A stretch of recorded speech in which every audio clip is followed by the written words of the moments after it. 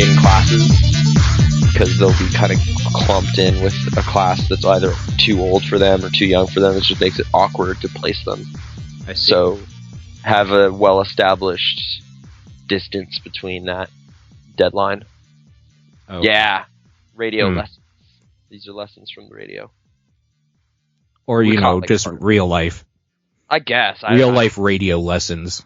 Yeah. It definitely made me think about, like, I was an older kid in my class relative to the rest of the kids, which is weird, but I don't know how big of an impact that has on one's personality. I don't know. I'm not sure. There's probably child psychologists now. Like a big fish in a little pond sort of mentality going on. Like, what does that do to you? Does that make you an egomaniac or what? I don't know. It didn't seem to negate that in you, though, so. Yeah, I know. Definitely. There might be something to it. I need so much ego attention all the time. It's crazy. Mm-hmm. Yeah. Just get your flashbulbs out. Nathan's coming. Here he comes. Your flashbulbs? Yeah, get ready. Get ready to take his picture. Yeah. You're only going to get this opportunity once. Yeah, I can't wait until I've done something that warrants that level of attention. I'm not sure how I'll take to it, but I want to be famous in the worst way. It's horrible. I don't know if you're being serious right now. Oh my god. I'm not 100% sure either. Okay. But I think I have a craving to be interviewed.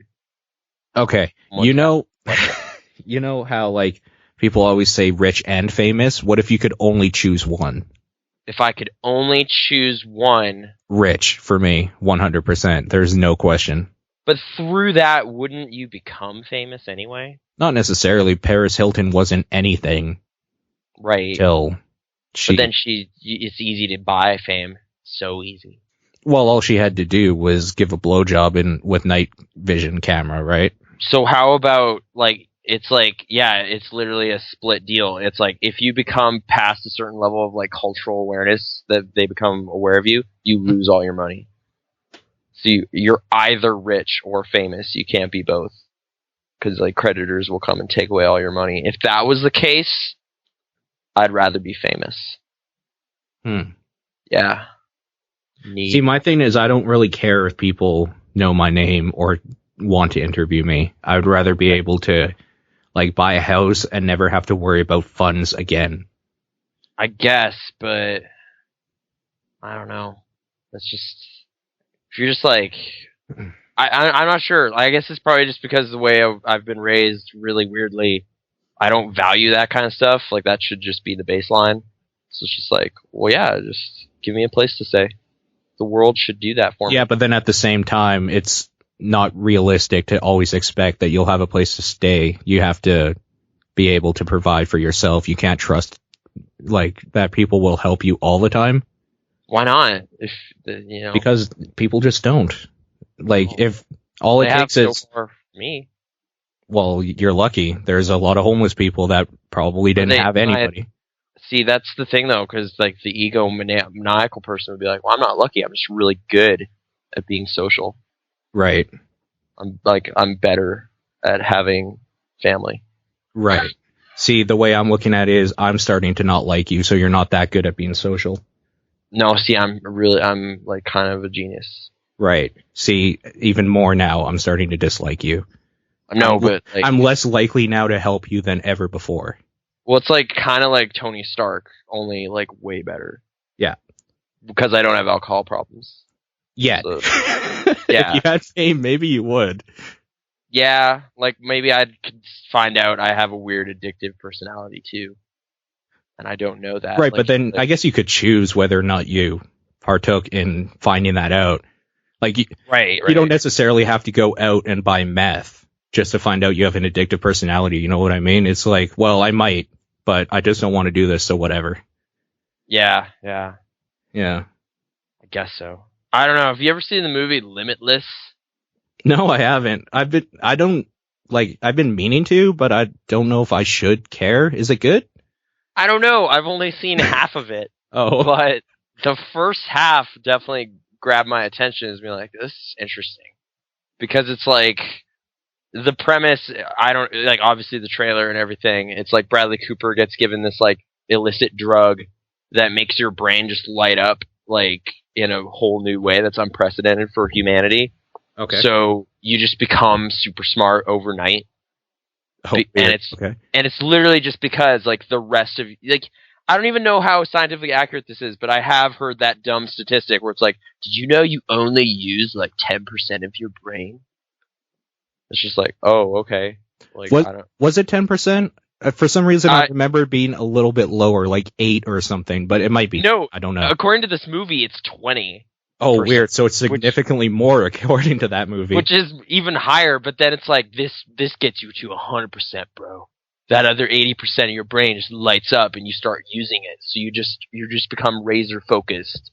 And mainly the thing that seems to happen is like your brain becomes really good at recalling relevant information.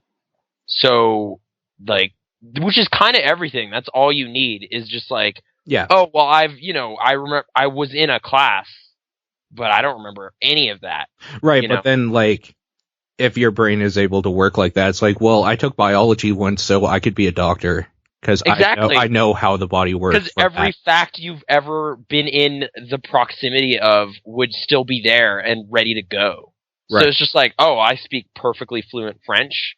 Like I remember all my math like it was yesterday, so I'm amazing at all that stuff just because you remember all that information you've been exposed to. And you can become like super versed in any topic in like an hour because of the internet, right? Yeah. But instead, the way it really works is you just end up going down dumb rabbit trails on the internet and forget all of it. Like as you're reading it, you're just like, what am I even reading? I don't care. I lost interest partway through the title of this Wikipedia article and then I closed it. Maybe that's just because there's so much information out there and it's like our brains are not at the point where we can process everything. Yeah. So we automatically have like a problem. We have the ADD problem of not caring about certain stuff, so we keep moving to something you care about. Man, I can't like begin to think like ADD kids now. Those poor kids. Like, what do they do? How do they do anything ever? Well, like the kid you knew back in school that just could not pay attention at all for. Yeah, and that was in like 1995. Like there was nothing yet. So now that kid's just done. Like, what's he gonna accomplish ever? He'll just be reading stuff all the time and just be stumbling into other stuff like constantly. Like I'm overstimulated all the time now, and I hate it. It's just like I need to unplug or something. I just need to go offline for like a while. Well, that's kind of what you did when you were sick, right? Yeah, kind of. I just kind of decided the only internet I care about is AVGN episodes. Okay. And the only stuff I'm going to do is watch those. And I pretty much just watch that. I'm going to go ahead and say you will not get smarter by watching AVGN, but it is a good time. Yeah, I don't know like what I learned exactly, just old games. I know more of them. Well, like maybe a popular opinion about them because he thinks about the popular opinion about stuff. Mm-hmm.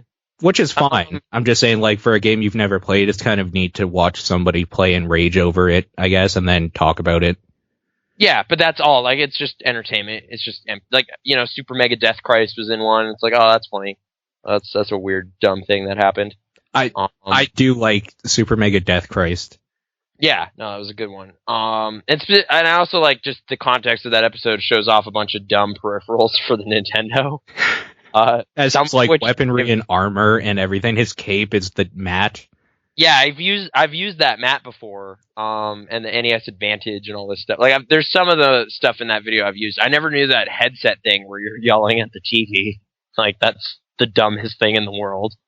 But it's pretty great. Yeah. I don't know. But sorry, what were we? Okay, talking about getting laser focused, overexposure to information. Yeah. Fame. I guess I don't know. It's like, sorry if I've become like douchey or whatever talking about getting used to certain perks or whatever, but it's just I don't know. It's not like I ever tried to do that. It just was like, hey, you can stay here in this place. And I was like, okay, fine. And then I just kind of got used to that. And it's kind of maybe backfiring with some relatives now because they're kind of like, wait, he's been living there without paying rent for how long? We should somehow ding him for that. But other than that, I don't know. it's been pretty plain sailing. The house sold though, so my dream factory's over. Your dream factory? Yeah, I know. So that house was a factory of dreams. Yeah. And I mean, I'm not gonna lie, the one time I was ever over and really in your house, yeah, I slept pretty well that night. Okay. Yeah. What do you mean? I slept pretty well. I had good dreams. Oh, okay. So your factory gave me some good dreams. Oh, okay. Yeah. I wasn't sure what I was reading into that exactly, but okay. Thanks. But yeah, it's all, the dream's over anyway, so it doesn't matter. How do you feel about that? I'm mainly just kind of like, I need to get rid of a lot of stuff. I know, isn't that the worst when you're packing? It's just like, why do I have 5 boxes of stuff I don't care about? Yeah. I even just thinking in anticipation of like doing that, because like I still need to finish school. Like I just need to finish that shit, get that over with. That's gonna be in like 3 weeks. I'll be done. Like school will be over. But in the meantime, yeah, there's definitely just like sitting around, just kind of being like, why do I have like any of this at all? Like I don't. Why? Like why did I felt like video game and movie specific like swag? Yeah. Yeah, I know. I have like so many posters I don't need. And like, yeah, just toys and stuff, like tangential stuff to the actual media. And even the media itself, I'm like looking at, it's just like, well, this is worthless now because it exists digitally. So, and I prefer that. I prefer that 100%. Like I'm playing my digital version of Majora's Mask right now, not my cart. Like that's just dumb. Why would I keep that? Like dusty old physical thing that occupies space. That's just horrible. Like I don't need that. I just need the one that runs on my TV. Play that. That's fine. How are you enjoying Majora's Mask? I basically had to stop playing it as soon as I started having fever nightmares and stuff, because that game's scary. It's just weird, and it got in my brain in a weird way that was like just not like it was not going to help. I could tell. Like I was already having like weird waking dreams about Zelda, and like if I was to channel the weirdest of those games directly into that, I don't know, I'd probably go insane or something. Mm-hmm. Like, it's hard to recall exactly what the sensations were like, but there was this flu medication I was taking called Tamiflu. Okay. And one of the, like, warned side effects is, like, like paranoia or something, or, like, weird delusions. And I definitely find I would just kind of fixate on weird stuff and just get really stressed out about it, even if it's like nothing at all. Like okay, there's this movie that came out called Burt Wonderstone. Okay. No one cared about it. It just came and went. It was like, what a shitty comedy. I don't care. It didn't make very much money at the box office. And then for some reason, me reading the fact that it earned $10 million but cost $40 just made me angry and upset.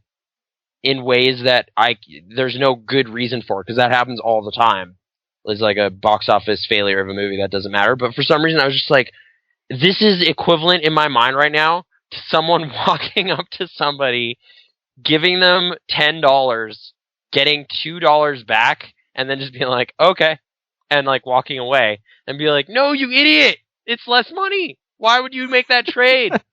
And I was just like, somehow that like visual idea of that exchange going down made me so upset. I was just like lying there just like, why would you make that trade? And that was it. Like, and I had to be like, that must have been the medicine. Because like I can't imagine why I'd get that upset about something so stupid any other time. Or just care that much about something you shouldn't care about, maybe.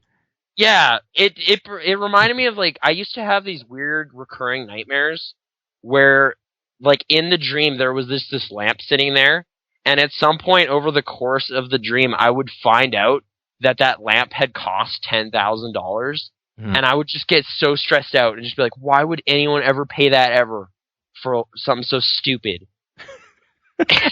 And like that was enough to just like wake me up in a cold sweat and just be like, oh my god, oh, that lamp. Why was it so expensive? and that's it. Like, I don't know. Like, it reminded me of that. Like, for some reason, that anxiety makes more, like, just bothers me more. So I don't know what what that means with my relationship to money or what, but I think I hate it just as an idea. Mm-hmm.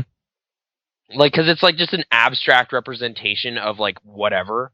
So like, yeah, like this past week I was at kind of a mini video game trade show thing where they were like, it was basically just, it was called the Pop Culture Fair, and it was just basically a vendor hall. Okay.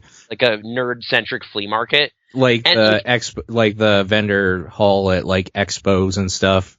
Yeah, but only that. Hall. Yeah. Okay. And like a one day only thing. This was in Edmonton. We were kind of trying to find stuff to do. And it was like in full effect there, because you'd like walk to one table and Hogan's Alley is $12, and then you walk to another table and it's $30. And it's just like, well, this is just based on like the idea of what someone might think this is worth. In actual fact, it's not worth either of those because I'm not buying it. Yeah, like I was gonna say, then you walk to the next one and someone is trying to give it to you and you don't want it. Yeah, like it's just like, this is actually worthless, basically, until someone is willing to play the game and give it value. But until that moment in time, it's just like a waste of space. And I don't know, like, and like walking through that vendor hall just made me like extra think about like stuff I want to own versus stuff I just don't care about. And I was just like, I don't know what we're even doing here. I don't know what I want. I don't know. Like, there's probably something here I could own, but why? Yeah. And I just end up leaving just kind of confused and with like my wallet still fine. Like, I just didn't buy anything. When it comes to weird stuff like that, specifically with video games, I do like finding the relics though. And then it's just like the thrill of the hunt sort of thing, where it's like, dude, this is really hard to find, and it's sitting here in this dude's garage sale for $5. I have to have it. Yeah, like I think like after that, Brittany and I just had a conversation. Like, do you have like a list of stuff you're kind of looking for? And it was determined like, no, not really. It's just the thrill of the find, right? You know? So I don't know what I want right now. It's just if I go out garage sailing and then find, I don't know, some Game Boy game I vaguely heard about for like $1, I'll be excited. Right. And it's not because I want that Game Boy game so bad, because that Game Boy game exists right now and I could buy it on eBay for like $6. Right. You know, but I don't care about the game. I don't want the game. I might not even ever play it. It's just like finding a thing that ought not be there or something. Like, it just, I don't know. It's totally irrational. But it was, yeah, that was kind of the realization. Like, and it has me vaguely kind of like, now Super Mario Land 2 is on my radar because it was there, but only in Japanese, and it was like $30. $30. So I'm just like, oh, yeah. Yeah. That's too high, right? I think so. So I was just kind of like, well, now I'll kind of vaguely be aware of that game again, and if I find it for $5, I'll be excited because it'll seem like a deal. But see, that's the weird thing, too. Is that something you kind of still don't care about? The fact that now 30 is engraved in your mind for this thing. If someone's selling it for 15, you're going to have it. Because it's a deal Maybe, yeah. Like, oh, it's half off. It's like, no, it isn't. It wasn't even worth 30. Because no one was paying that guy 30. Right. But, yet again, like, for some reason, irrational values and money and whatever. I don't know. Like, that's the thing. Like, it's just like, money just becomes this weird abstract idea at some point. Like, it's just a number. And it's just like, well, like, it does definitely make kind of like computer scam style crimes just seem like not even a thing. Like, it's just like, well, yeah, you just move your decimal point over and then you're a billionaire. Like, that's just funny. Like, that's not awful to me. That doesn't break economies. It's just funny. Mm-hmm. So, like, Office Space, those guys are heroes, right? Because they were going to get all those pennies and become millionaires for doing nothing. Because what's a millionaire anyway? Like, I don't know. Well, in this day and age, for sure. Like, here in Calgary, being a millionaire will mean that you can own a house. Yeah. Right. Like, it's all relative to your environment, too. Like, you could go to some small town and be a big shot there. But then you're the big shot of small town. So who cares? Well, then, like, at the same time, you're a millionaire and you go to, like, Beverly Hills, you can buy a coat. Yeah, like, again, you can buy that lamp I have nightmares about. Like, it just doesn't matter.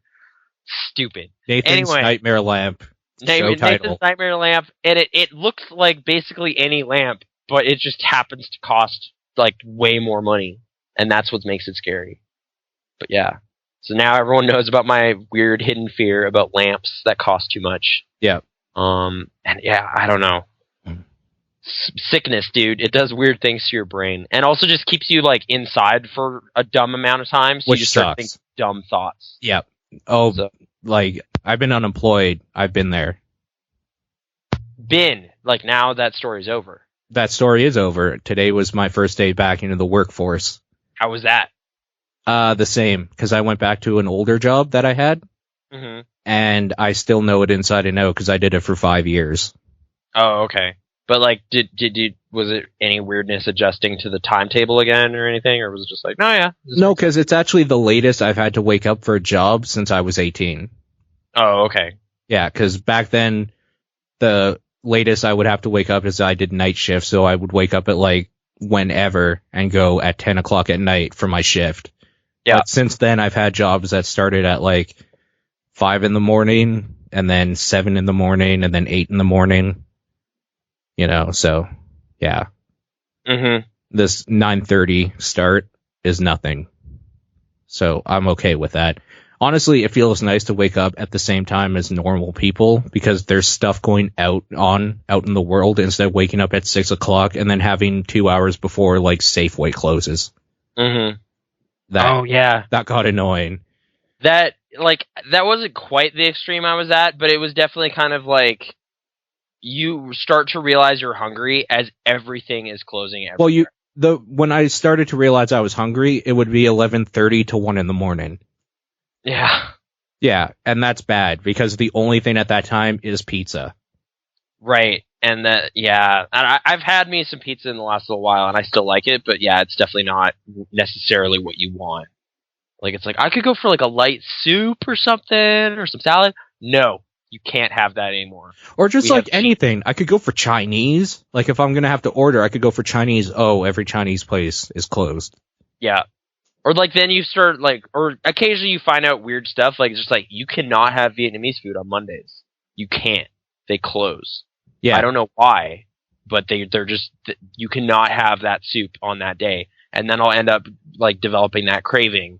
Yeah. And it's just like, no, you idiot. You shouldn't have done that. Or then you get like, and then you have it 2 days later, and you don't want it then, but you felt you want. It's dumb. It's so weird. Along the same line, you also learn that like, hey, you know that weird shady porno place that's open 24 hours? They make a mean meatball sandwich, or just weird shit like that because nothing else is open. So you generally tend to go towards stuff that you know will be open. Yeah. Because maybe you're bored or whatever, and then you find out that this weird place has some great food. They have food at the porn No, that was just a weird example. Okay. It's like, I honestly have never been to those places because, internet. So That's a lie. You said you were there once. What? I went to a porn store? You said you bought porn once because you wanted to look at a Playboy that was like That was at like a 7-Eleven. Oh, that was just at 7-Eleven? Yeah, that was just like any place with magazines. That wasn't a dedicated store. The one that used to be near my house, which was coincidentally near my now favorite Vietnamese place, is just gone. It doesn't exist anymore. Right. So, yeah. Like that kind of model of having a designated store just seems to be slowly evaporating. Like, it's kind of sad. I do miss the designated store. Because, I'll never know the mysteries of the store, because maybe it was great. Maybe there's some, totally weird people there that are kind of fun, and you'll just never know, because they're gone. They don't work there anymore. They work because they're gone forever. Yeah, I don't know where they went. I don't know where that video store clerk goes to work now. But probably making meatball sandwiches at Subway. Maybe. But, anyway. I'm thinking that if I was stuck behind a counter in a porn store at night, yeah, I would be craving me some fucking meatball sandwiches. Because you're just there at 3 in the morning and you're just like, I'm hungry? Kind of. I guess so. I'm trying to think. I've been into a few porn stores myself. Okay. Not always to buy. One time I skipped. I didn't skip work. I worked with friends and we locked up with a sign that said back in 15 minutes and went to a porn store and then the mall and stuff, just hung out. Okay. It's really weird going to a porn shop with your friend. Mm-hmm. That's male. I'm just, okay. Yeah, that's really awkward because you get some weird looks from the people in there. Mm-hmm. But, yeah, I don't know. It's weird though. People watching there is really funny because inevitably you'll have a couple come in that are just like looking for some fun things to throw in the bedroom or whatever. You'll have one guy that comes in with like his Ed Hardy shirt that he's just like, oh man, I am the Mac fucking daddy. I'm going to get me some porno. You can just tell that's what he's thinking. And then you have the kind of like loner, creepy guy that does not want his face to be shown. So every time like you look in his general direction, he'll turn his back towards you and the front door. Oh man. Yeah. Yeah.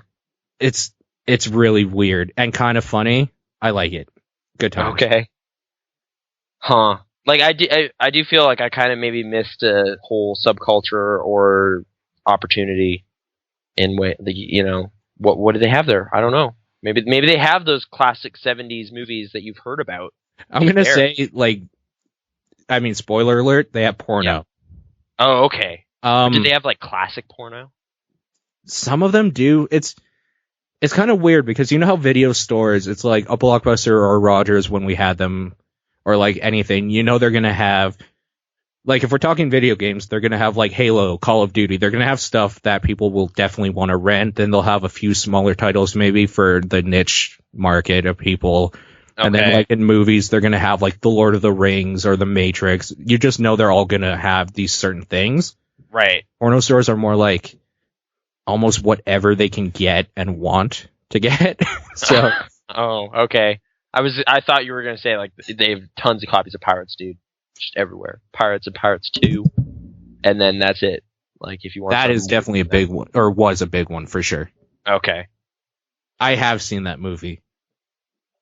Speaking of 70s, I guess the classic porno, like I watched a documentary like I guess 8 days ago or something now, Inside Deep Throat. I've been wondering how that is. I don't know how much strongly I feel about the doc. Like I was mainly just what's on Netflix that I can have in the background while I shred all these old documents, which is its own problem. But it seemed fine. It maybe puts like a lot of emphasis on this one movie as like changing everything, which might be overstating it a bit. Mm-hmm. But it's there was that time in the 70s where porn was like almost mainstream. Like it was like you just go down to the movie theater and there it is. Well, at that time it was exploitative films in general. Yeah. Yeah, but pornography was part of that. But it was like out there in the public, mm-hmm. Like it's there like right alongside everything else. This is like pre-AIDS scare, which kind of chased it back into the corners for a while. Right, yeah. And like it's talking about kind of this like cultural moment of like rebellion against old standards of decency and stuff. So you just go to see a dirty picture somewhere, and this was kind of the most popular, most like secret, like scary one at the time. So people just did that. It was an NC-17 documentary, so there's like a few clips in here and there, but like it wasn't just all the business happening. Right. Mostly like people talking about it in retrospect and like Dennis Hopper's voice talking over stuff. Amazing. Yeah. 10 out of 10 we'll watch again. I don't know. It was actually the lesser of the two documentaries I watched that night. The other one was extraordinary. It was called Clean Flicks. Yes. I remember you talking about this. Yeah, I had no idea this was even a thing. It was just like, hey, if you like this movie, maybe you'll like this. And it was like recommending some random ones. And I was like, what is this? What is this movie? And I read the description. I was like, oh, wow, and hit go. Apparently, like, I don't know if it still continues exactly to this day, but there is enough of a market in Utah alone for there to be a subcategory of movie, like, editing. Okay, there's basically a sub-market cottage industry for cleaning up dirty movies. Yeah. And just kind of recutting them to fit Mormon standards of decency. Which is just, like, so frustrating to me in, like, every conceivable way. Because, like, I hate that they are messing with the director's intent or whatever, but at the same time, I'm a big fan of kind of remix culture and, like, lax copyright laws. So I'm on one hand, totally fine with what they're doing. So it was just this weird battle inside me of like, how do I feel about what I'm seeing right now? Because it's like, we are ruining some of the greatest films ever, but we should have the right to do that. But then they show you the results and it just gets right under my skin and just angers me so badly because it's like, this joke just doesn't make sense anymore in Big Lebowski. But who cares? Because at least it's not dirty and that's all they care about. Yeah. And it's just like, oh my god, this is the worst. And this only exists because like some old guy in the 80s, like in one sermon said R-rated movies weren't good. And that's like the whole reason this whole group of people kind of let this happen. So they're basically George Lucasing everything.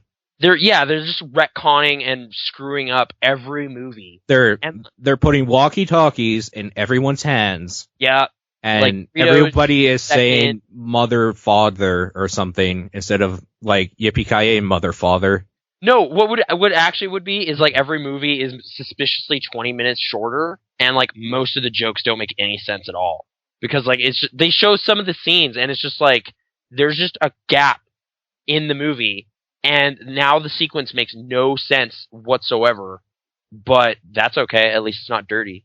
And like growing up in a culture that basically did that, like I grew up around friends who would only watch the Superstation versions of movies. Yeah. Like they would tape those and those would be preferable in their family because it's like less dirty. But then the results are hilarious at that point because, like, it's like, yeah, Mother, Father, Mr. Falcon, all these dumb jokes come out of this, like, weird sanitization effort. Yeah. But this just cuts it out. So you don't even get that kind of humor from it. And it's just weird. And it's just annoying to see kind of, like, the weird double standards. Like, it's like, there's a sex scene in Braveheart, so that has to go. But the part where the man cuts the guy's head off with a sword, that's fine. Totally cool. Totally cool with that. And it's just this like, is rated B for totally badass. Yeah. Yeah. And the movie it takes its own weird turns. Like one of the movie store owner guys who's kind of like being this moral gatekeeper guy, he gets charged with like child like porn stuff later in the movie. And it's just like, oh man, the biggest hypocrite of all was right there. And yeah. It's a pretty amazing natural story twist in that dude's life. And it becomes pretty clear, like he was just a business opportunist, you know, like he didn't actually care about the moral stuff he was doing. Like, I'm doing this because the families. This is like, no, I'm doing this because people are willing to pay me money to basically trim out things and then charge like $12 for it. Awesome. Kind of sounds like religion. In general? Well, I mean, it's fueled by religion. It would literally No, I'm just saying, like, just, like, it... Oh, packaging stuff for an... Where it's just like, well, there's a market for just taking real-life stuff and then making up some shit. Yeah. Yeah. Or just, like, taking pretty basic advice and repackaging it with, like, supernatural import and then selling your book on the internet or something. I love it that... Anyway. I love how the chat room's just going crazy with parodies of real films done in a porno version. That's great. I've definitely heard of Flesh Gordon, but I haven't seen it. Plan 69 from Outer Space, Schindler's Fist, Itty Bitty Gangbang. Oh, it's like shitty. I get it. Yeah. I don't know. They're going crazy. I'm enjoying it quite a bit. That was some documentary business. I'd recommend that movie. It's a very interesting, bizarre... It sounds like it'll infuriate me, though. It totally infuriated me, but in a way that I was, like, captivated by, because it's just like, what a weird thing. Like, did this business last? Because it's, like, basically all takes place between, like, 2006 and, like, 2010. Yeah. But, like, there's kind of modern... like, these video stores were kind of deemed illegal. But there's like a kind of plugin you can get for like PC stuff that will censor movies for you. Okay. Based on certain criteria or whatever. So like stuff like that still exists. So for all I know, yeah, like you can still kind of get this weird nanny type thing. I remember there was a Christian website that reviewed movies based on like how moral they were. Yeah. And to the point where it's like, is this guy just trolling? Like, is this a joke? I don't think he was. And the reason I say that is because there was a lot of effort. Like, if I actually cared about that sort of stuff, I would have gone to that site because, like, this dude was like, well, They used the F word about 33 times. They used the SH word about 20 times, and they used the MF word about 10 times. Like, he would count everything. Oh, I know. Like, if it's the same site I saw, it was like the amount of dedication, like the 1,000+ movies he's looked at, is just like, this is too dedicated to be anything other than a fundamentalist psychopath. Like, this is too big of a joke now for it to be a joke. This is real. This has to be real. And yeah, like, you know, just judging stuff based on these amazing Old Testament criteria. It's like, why are you watching movies at all at some point? Like, just stay away. Like, just don't bother. Like, Full Metal Jack-Off is probably one of my favorites so far in the chat. Yeah, I'm seeing that. That's pretty good. There's a lot of good ones. People that aren't in the live chat, you missed out this week. There's some porno business going on with some weird names. But yeah, I don't know.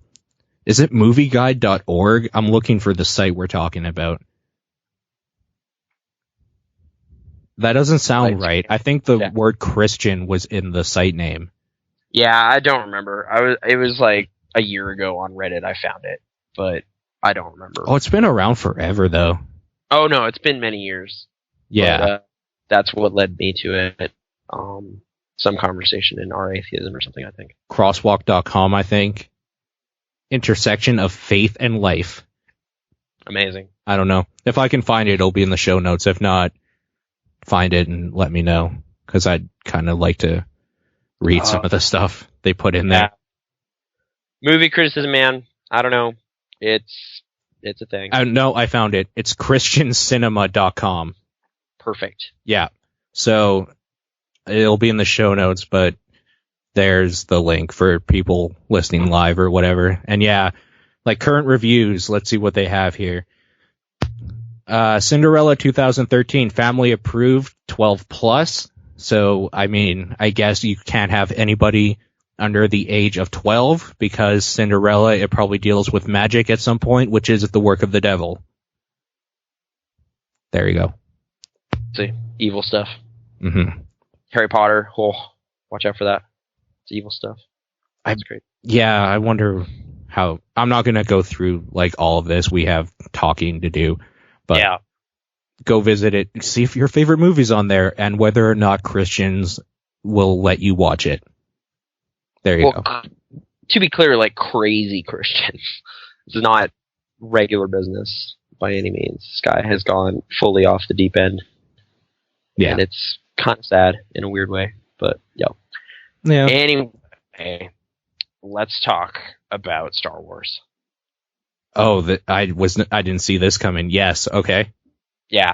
I guess the reason I was in Edmonton was because of this Science Center exhibit that's going on there right now called Star Wars Identities. Yep.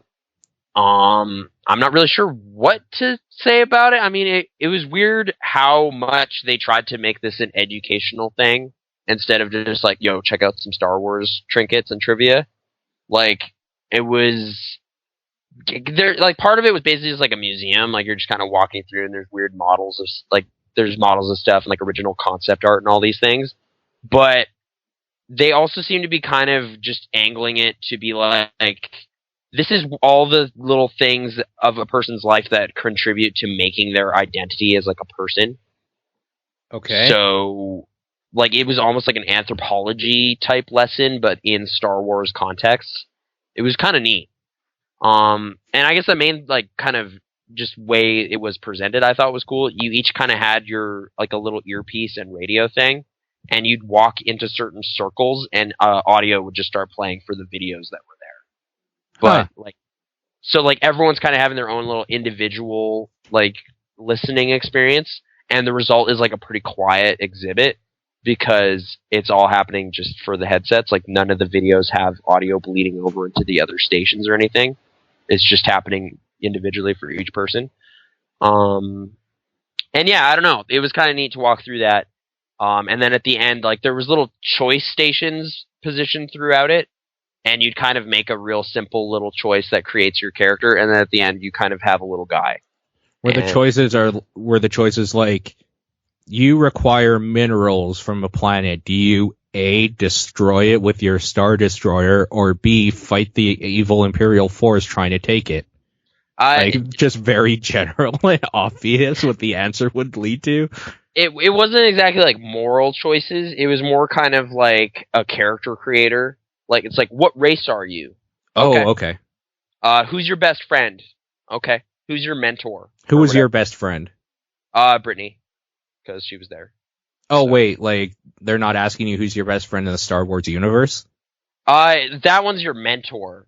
So it was like, which of these characters, which represent like different kind of like virtues or abilities or like personal philosophies. Well, couldn't you say that Han Solo is my friend, but like Qui-Gon Jinn is my mentor? Well, Han Solo was my mentor. Oh, okay.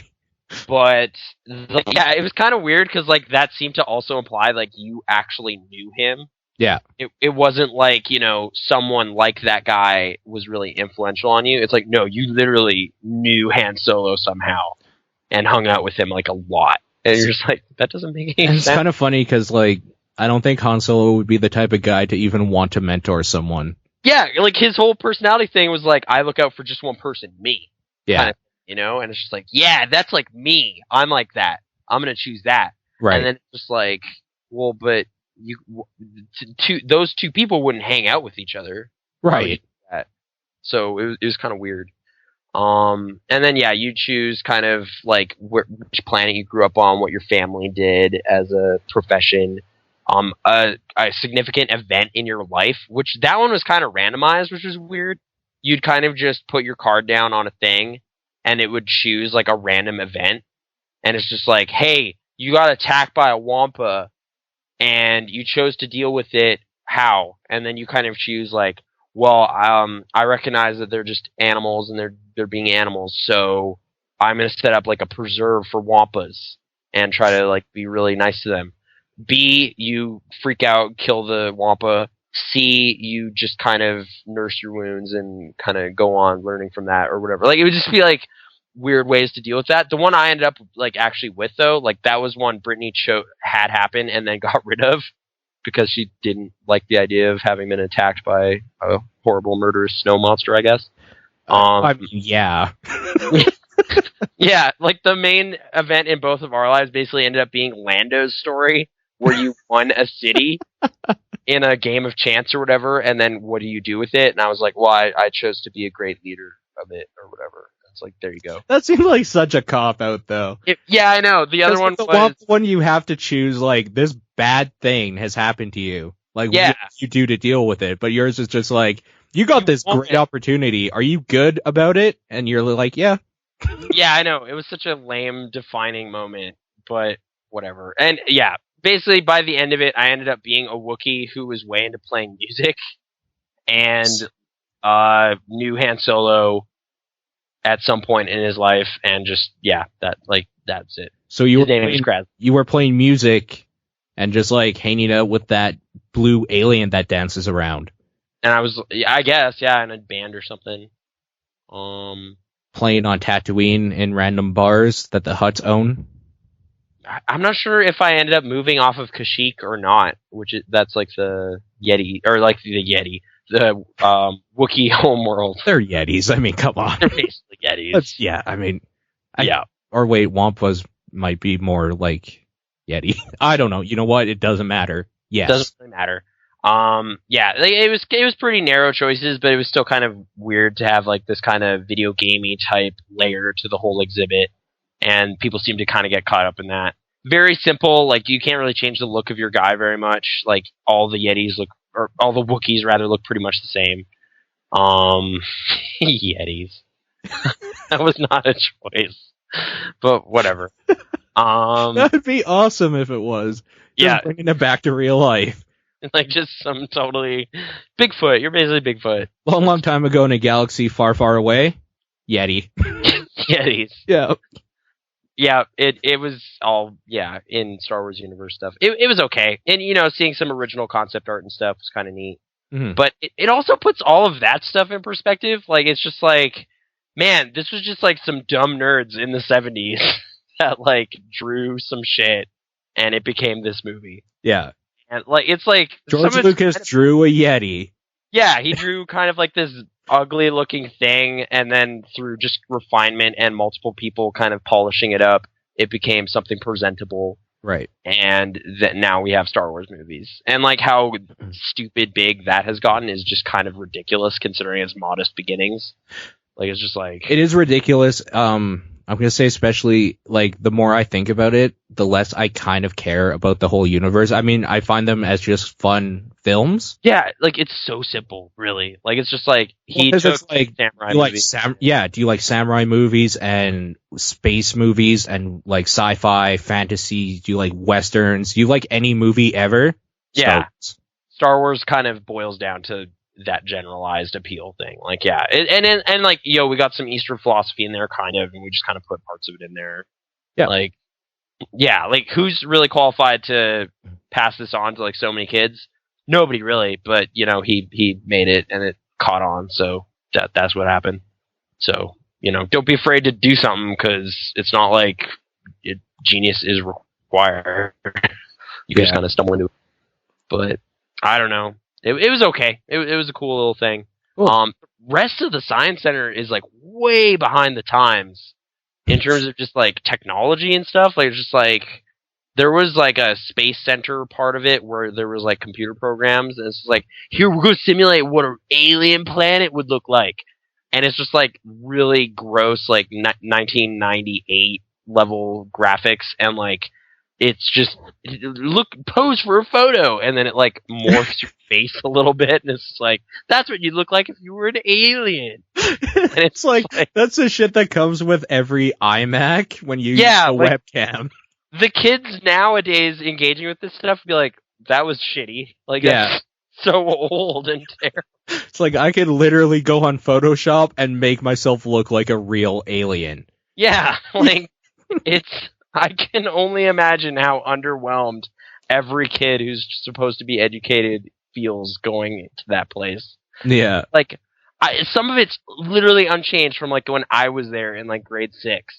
Like, we're going up to Edmonton, we're gonna go check out this, science thing, and then, like... Wait, why didn't you go to the Edmonton one when Calgary had one, too? Exactly. Like, we were there for the Star Wars thing. No, I know. Oh, back then, I think there was, again, like, a special exhibit that pertained exactly to our unit. Or whatever. So get on the bus, kids, and have fun sitting for 6 hours. Yeah, we're going to Edmonton for a field trip. I swear this happened. I believe you. I'm not discounting your story at all. I'm just thinking it's such a weird thing to do. It's pretty weird. I'm trying to think back what it was. It was either like something about the Canadian wetlands, or it was like the crime unit stuff. You know what one of my field trips was to a museum? Airdrie has a museum. Yeah, it does, near Nose Creek or whatever park, right? Did you go to it ever? Not on school time, but on my own time, yes. It is the shittiest place to go for a field trip because it's just like a whole bunch of stuffed gophers and like little dioramas of a river and stuff like that. Yeah, it's like, hey, here's the land you're in an educational context. It is the epitome of when kids say they hate like educational stuff because it's boring. Yeah. That was that moment where it's just like, well, I probably hate museums because this one we went to was boring as fuck. Yep. And we had to pay for it. Our parents had to pay for the field trip. The like $5 entrance fee or whatever. The school couldn't cut it by itself. Right. So ridiculous. I don't know. Like, wait, it wasn't even like, hey, donate if you can. No, it was just like, if you want your kid to go on this field trip, give us $5 for the entrance fee. And actually, maybe it was like 10 so we can buy lunch for them. And then it's just like, well, the parents are obviously like, well, I can't take the day off work to stay with my kid at home. I assumed there would be school and not a weird ass field trip. So I guess I'll shell out the $10 as like a babysitting fee for the school today. Yep. Yeah. That's pretty lame. That being said, I haven't been to our new science center that they built, and I want to go add. I hope just by virtue of it opening within the last like 2 years, it's way up on the curve compared to this place. Because I was pretty sad too. Yeah, no, that might be worth looking into too, because like we were walking around like the crime investigation, like essentially it's like a crime, like forensics type stuff, but it's like so sanitized and like the edges all rubbed off, so it's kid friendly. So it's like the mystery of the missing pooch, and it's like a missing dog that got dog napped or something. Great. And it was just like, this is the dumbest mystery ever. Like, we grabbed the pamphlet to, like, go through the clues and everything. But once we got to, like, the point where we're actually writing stuff down, we're just like, I don't really care. Like, what are we doing? And see, it's funny because as kids, I remember one of the books we did was, like, an abridged child version of The Hound of the Baskervilles or whatever. Mm-hmm. And, like, you know, Sherlock Holmes stuff and World's Greatest Detective deals with murder. Yeah. So it's just like, you know what? I think like Encyclopedia Brown never dealt with murder. He dealt with stuff like that. The missing like, pie. Missing stuff. Yeah. Well, it's like got stolen. Someone stole the charity money from the school gym. It's like, I know who did it. It's this person. How did Encyclopedia Brown know? Turn the page and then turn it upside down to find out. Or can you figure out, sort of thing? Okay. I think even Nancy Drew dealt with murder, maybe. I seem to remember the Hardy Boys dealing with like smuggling rings and like that tier of stuff. So like some pretty illegal business, but I don't remember Murder Most Foul ever really coming up. Okay, the fake psychic in the chat has just corrected me. Said Encyclopedia Brown dealt with falsities. So someone lied. Yeah. So it's just that's right. It's true. It's just like no. The bicycle owner says he wasn't there that day. You're wrong. You were there that day. How did Encyclopedia Brown know? Why would that guy lie? Yeah. Nancy Drew definitely had murder.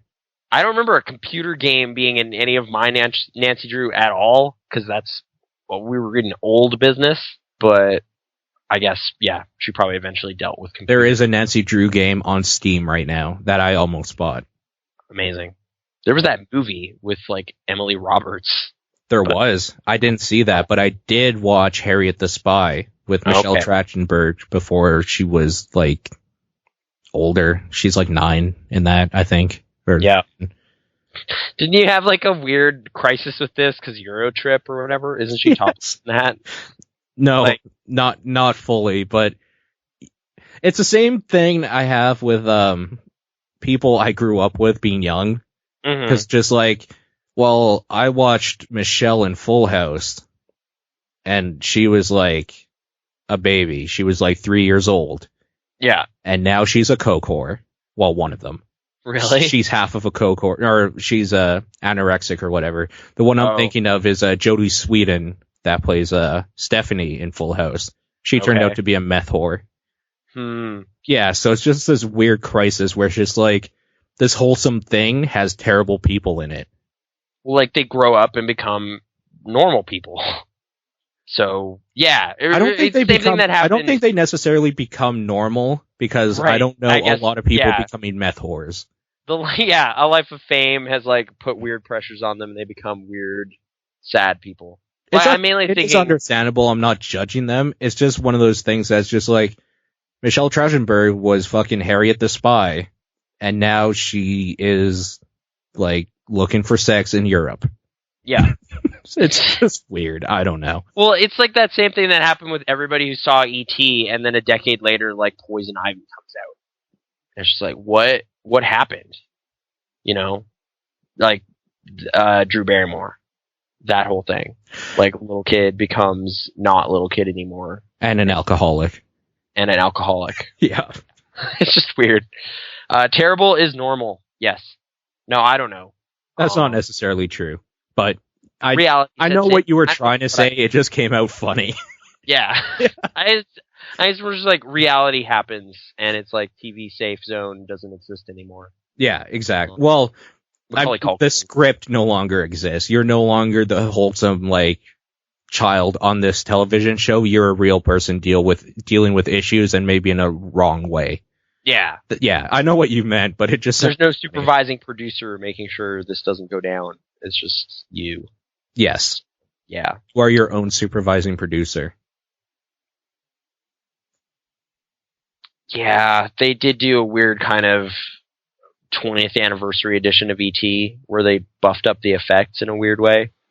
Yeah. That was kind of messed up. Flashlights. Yeah, it was a means of seeing it in a movie theater, but it was still really weird to see. I think they got rid of shotguns too. They replaced them with walkie-talkies, right? That was the thing. I think that was the thing. Yeah, it was something stupid like that for sure. It wasn't exactly a remake. It was just kind of a special edition. Like it was like Steven Spielberg had been convinced that was a good idea, and CG'd up some of those old effects, and it looks really like weird. He must have been convinced that it was actually a good idea because he. I mean, I don't know if you know this. I'm gonna tread some new ground here. Dude has money. Yeah, Steven Spielberg has. He didn't necessarily have to do a money grab.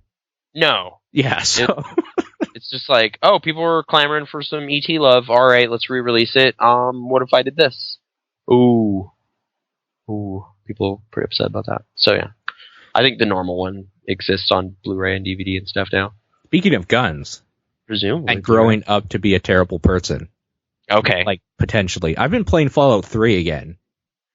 All right, I didn't dig Fallout 3 when it came out very much. I did play a bit of it. And I tried to revisit it about a year after, when all the DLC was coming out, like that Mothership Zeta and the Brotherhood of Steel, whatever that. I don't know if it was called Brotherhood of Steel or whatever, but there was a whole bunch of DLC stuff that came out, so I bought those periodically as they came out and would play them. Point Lookout, yeah.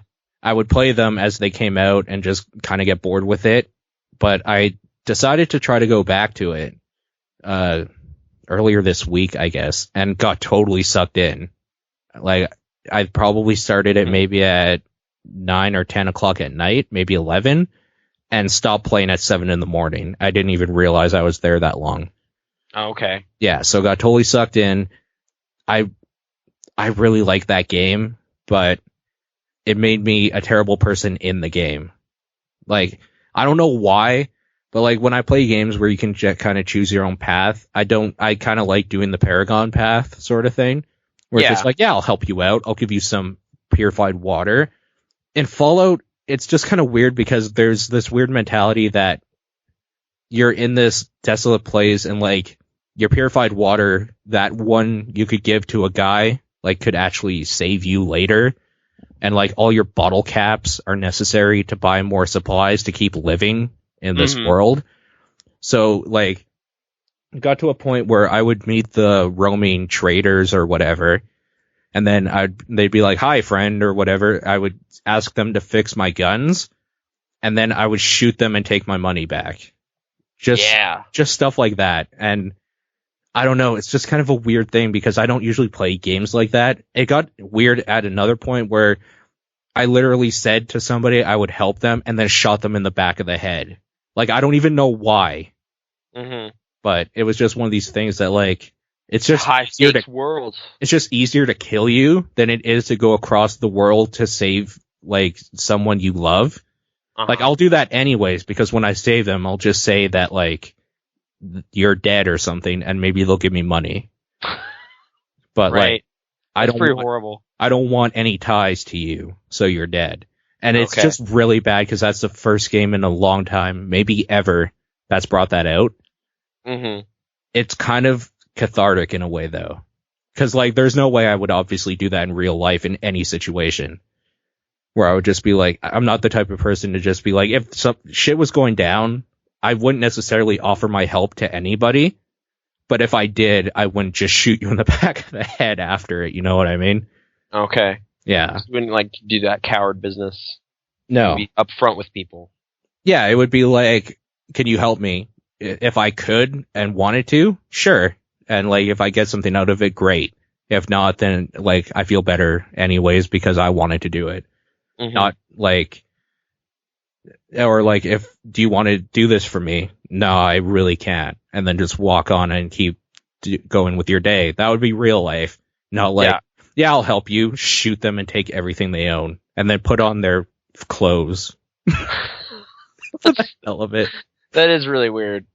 I don't know. I don't recall ever getting like pulled into dark business like that in any Fallout I played, but I never played New Vegas, but I do own it.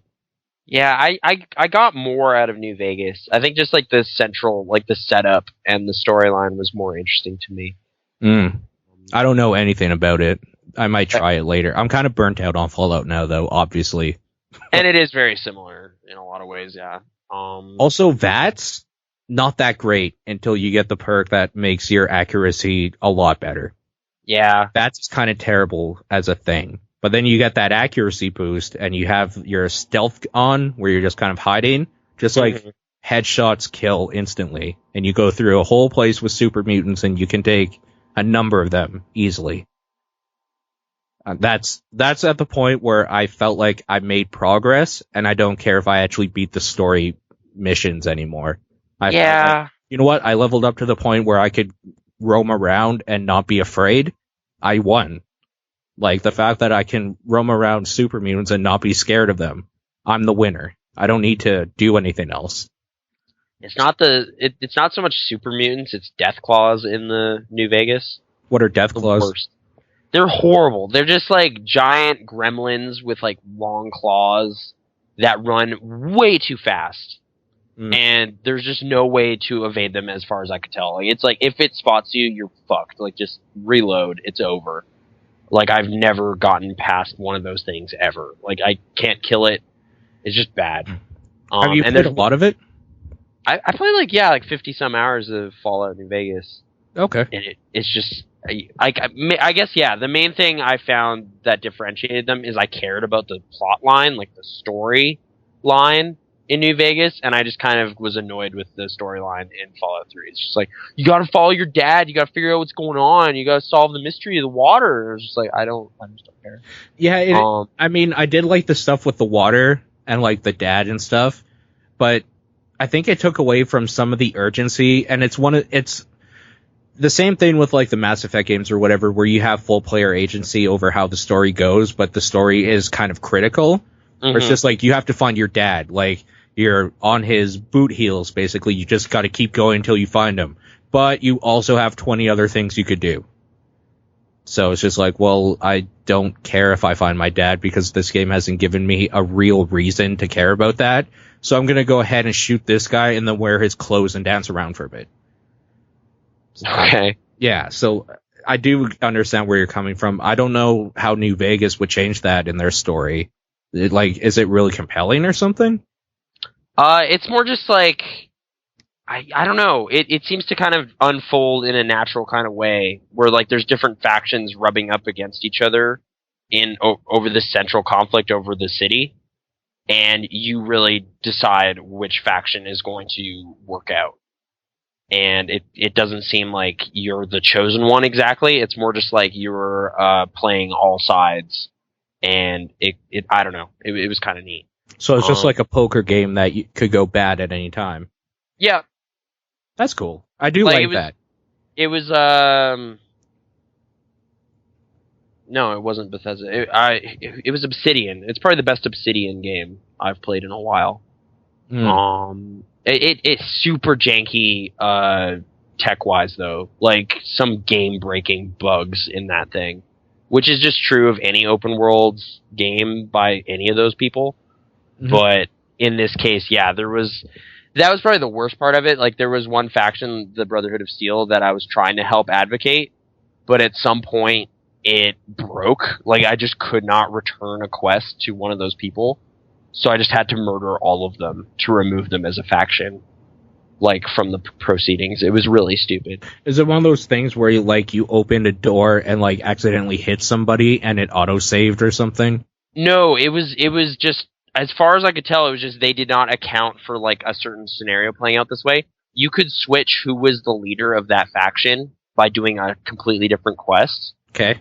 So the former leader had given me a quest, and then I changed the entire leadership organization of the faction. So now the dialogue required to complete that other quest would never happen. Like, because you're talking to the former leader. It's like the new leader didn't inherit the quests and business that was outstanding with the guild. Skyrim has a problem like that. I can't remember where, but you know how you can overthrow one of the Jarls or whatever? Yeah. There's a quest where it's just go talk to the Jarl about what happened or whatever. And if you do the part where you can overthrow him in a different quest and like get a new guy in there, you can never finish that other quest. That's so shitty. That's in your log forever. It's terrible. It's just fucking stupid.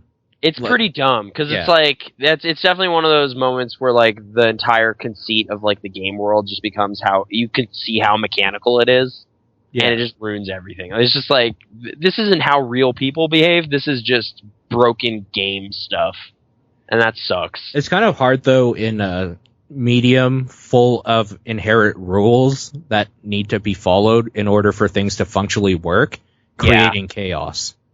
Yeah, like, so I understand the problems, but the problems we're talking about specifically is just kind of like a dumb story problem. Yeah, and it's I still totally respect what this kind of super huge open world game is trying to do, but like it's so easy to break, and when it does, it still really sucks. So yeah, I don't know. I'm wondering if Bethesda would make a bunch of money farming out their tech, like that engine. Like, I wonder if they would make more money doing that than making games. Although, when they make a game, it gets a pretty big deal in the industry, and people buy them. Yeah. So, like a dozen million copies, maybe. Like, really. Yeah, so maybe not. I mean, they're doing publisher stuff now, too, right? So, yeah. Who's to say? I don't know. I still like them. Like, I'm looking forward to whatever that new Fallout is, because I like that Skyrim, and if they put some of that business in the new Fallout, it'd be pretty good. I agree. Probably. It'd probably be pretty in theory, I think it's safe to say it could be great. It could be great. In theory. They should probably make that if they hadn't thought about it. Free idea. There you go. I mean, we should probably copyright that idea. Yeah, a new Fallout game with Skyrim type business. New Fallout game using previous tech. Yeah, somehow we'll copyright that. I was going to say there's no possible way you could, but people have copywritten some and trademarked some terrible things that kind of inhibits evolution. Yeah, we'll just be trolls, copyright trolls. Like the podcast thing. That's ridiculous. Yeah. Or snapping up like URLs or whatever. Just like, oh, this could probably be a thing at some point. Let's buy it now and then make them pay us for it. Yeah. The fake psychic make a good game. We will copyright that. Yeah. Just as a thing. Oh, it scored over a certain thing on Metacritic. That means it's good. Pay us. We copyright the right to do that. What if we start a Kickstarter and the project is a game that is really good? That's all it says, and then we'll like show some weird images that we created in Photoshop or something. Mm-hmm. Because we're not legally obliged to provide it, but we could get money. There's been a lot of, I don't know what it is, but there's definitely been some talk this past week about a Kickstarter scam that happened. With like You're talking about the millionaire trying to send her stupid daughter to camp. Right, what is that? Like, the way that story was presented to me was so disorganized and terrible, I couldn't tell what was happening. It was just like a big page of, like, stuff. Like, just little snippets of story, like, kind of laid out awkwardly, and, like, parts of it were highlighted and underlined, and it was just like, what are you trying to say? Okay. What is this? Maybe tell me what you know. And then maybe I'll fill in gaps. Like, what did you learn from your highlighted? Oh man, I'm trying to. Okay, yeah. The assertion was that someone who was really wealthy was trying to set up a Kickstarter to send someone to camp, and that's against the rules because it's not supposed to be personal stuff like that, right? Right. Like this person wanted a laptop so they could make games at the camp. Okay. So and that was included. What's going on is that the hearsay is this woman's dumbass sons basically said women can't create video games. Her, and that she has a daughter, and she wanted to prove to the world that women can do anything a man could do by making people pay for her daughter to go to RPG Maker Camp or whatever, like something Game Maker Camp. Like a program you can pretty much learn using internet tutorials if you really wanted to make a game. Yeah. Instead, like, it's $800 and some dollars or something like that. And she's just feeding off of she's exploiting her daughter, first of all, and feeding off of the whole hot topic issue in the gaming industry that is sexism right now, feminism and stuff.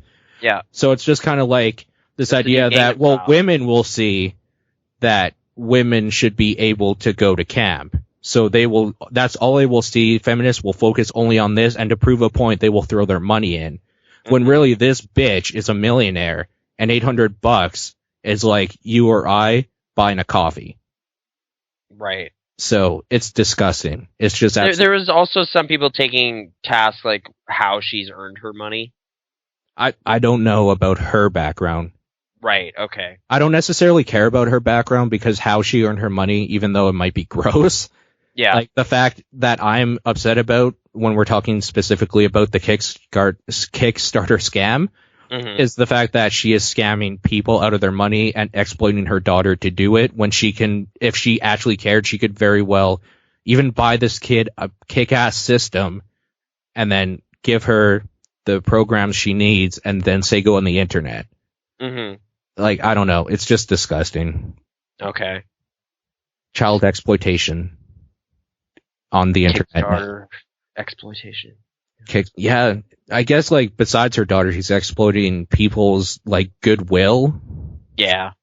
I don't know. That's not what Kickstarter is, though. Exploiting people's goodwill. Well, like, it's just, present yourself well enough and people will get pulled in, and it's like, well, you could be shit. Like, you don't really. To answer Purple Slinky, the daughter actually does want to go to camp. At least according to this Kickstarter. But then, like, when you're a child, yeah, I mean, you just want to do stuff because it's cool. You don't necessarily know if you want to sit down and learn how to program for 20 hours. Yeah. So you never know. She might. Like, I want to make a video game. It's just like, oh, I got some harsh realities for you. Who doesn't want to make a video game? Everybody does. Exactly. But there's people that do not want to sit and look at numbers and math and figure out how things work. Yeah. And that's totally fine. You don't have to do that. Yeah. But, yeah, I don't know. That's definitely the part that's been holding me from doing anything. Like, it's just like, I'm going to write ideas for stuff, and then hopefully they'll turn into games somehow. And it's just like, no, Nathan, you actually have to sit down there and make all of this happen. It's just like, oh, that sucks. And that is the weird thing I've always had with Kickstarter, is that you don't have to make that happen. Yeah. No, yeah, you could just say you're going to get dozens of thousands of dollars and then just kind of go like, sweet. I mean, if we're going to be completely fair, you and I have to provide something. Yeah. Maybe, I mean, let's just throw a random name out there. Maybe Proton John or something. Richard Garriott. Anyway. What an obscure... All right. No, dude, Richard Garriott came up in the news in a big way this past week because he was just kind of talking mess. Like, okay, really I don't know about this, so...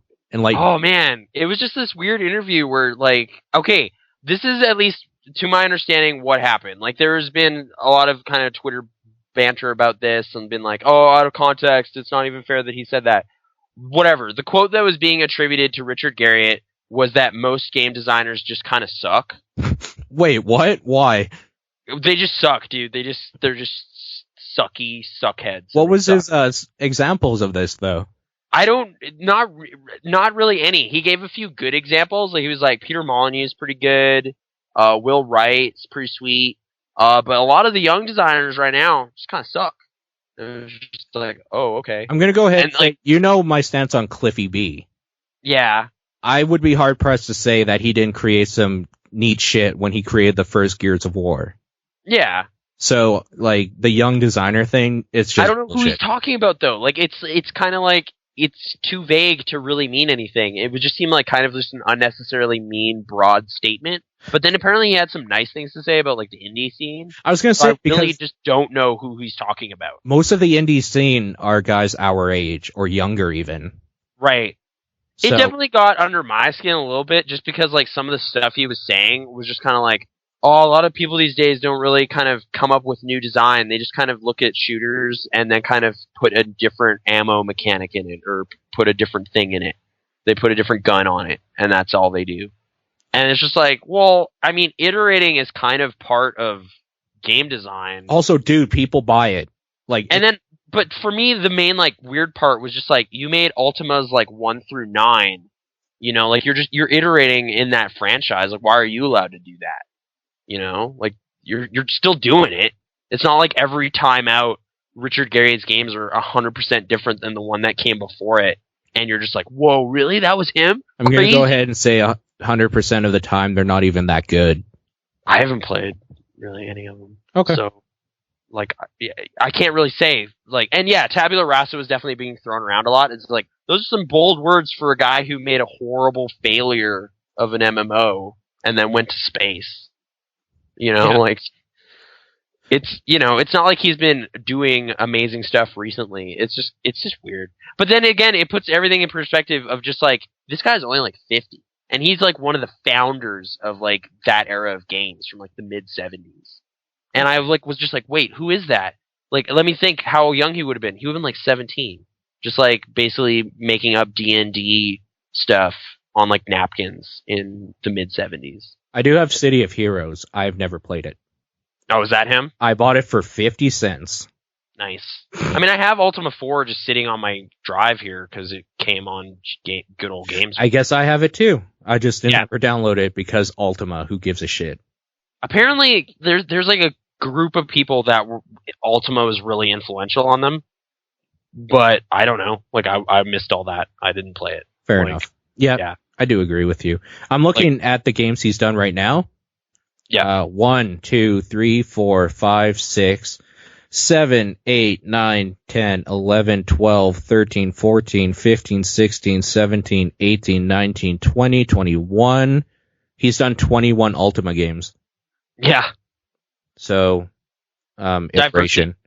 Look at that resume. It's so crazy. I don't know. Whatever. It definitely seems petty to be like shouting back at Richard Garriott. It was just a weird thing.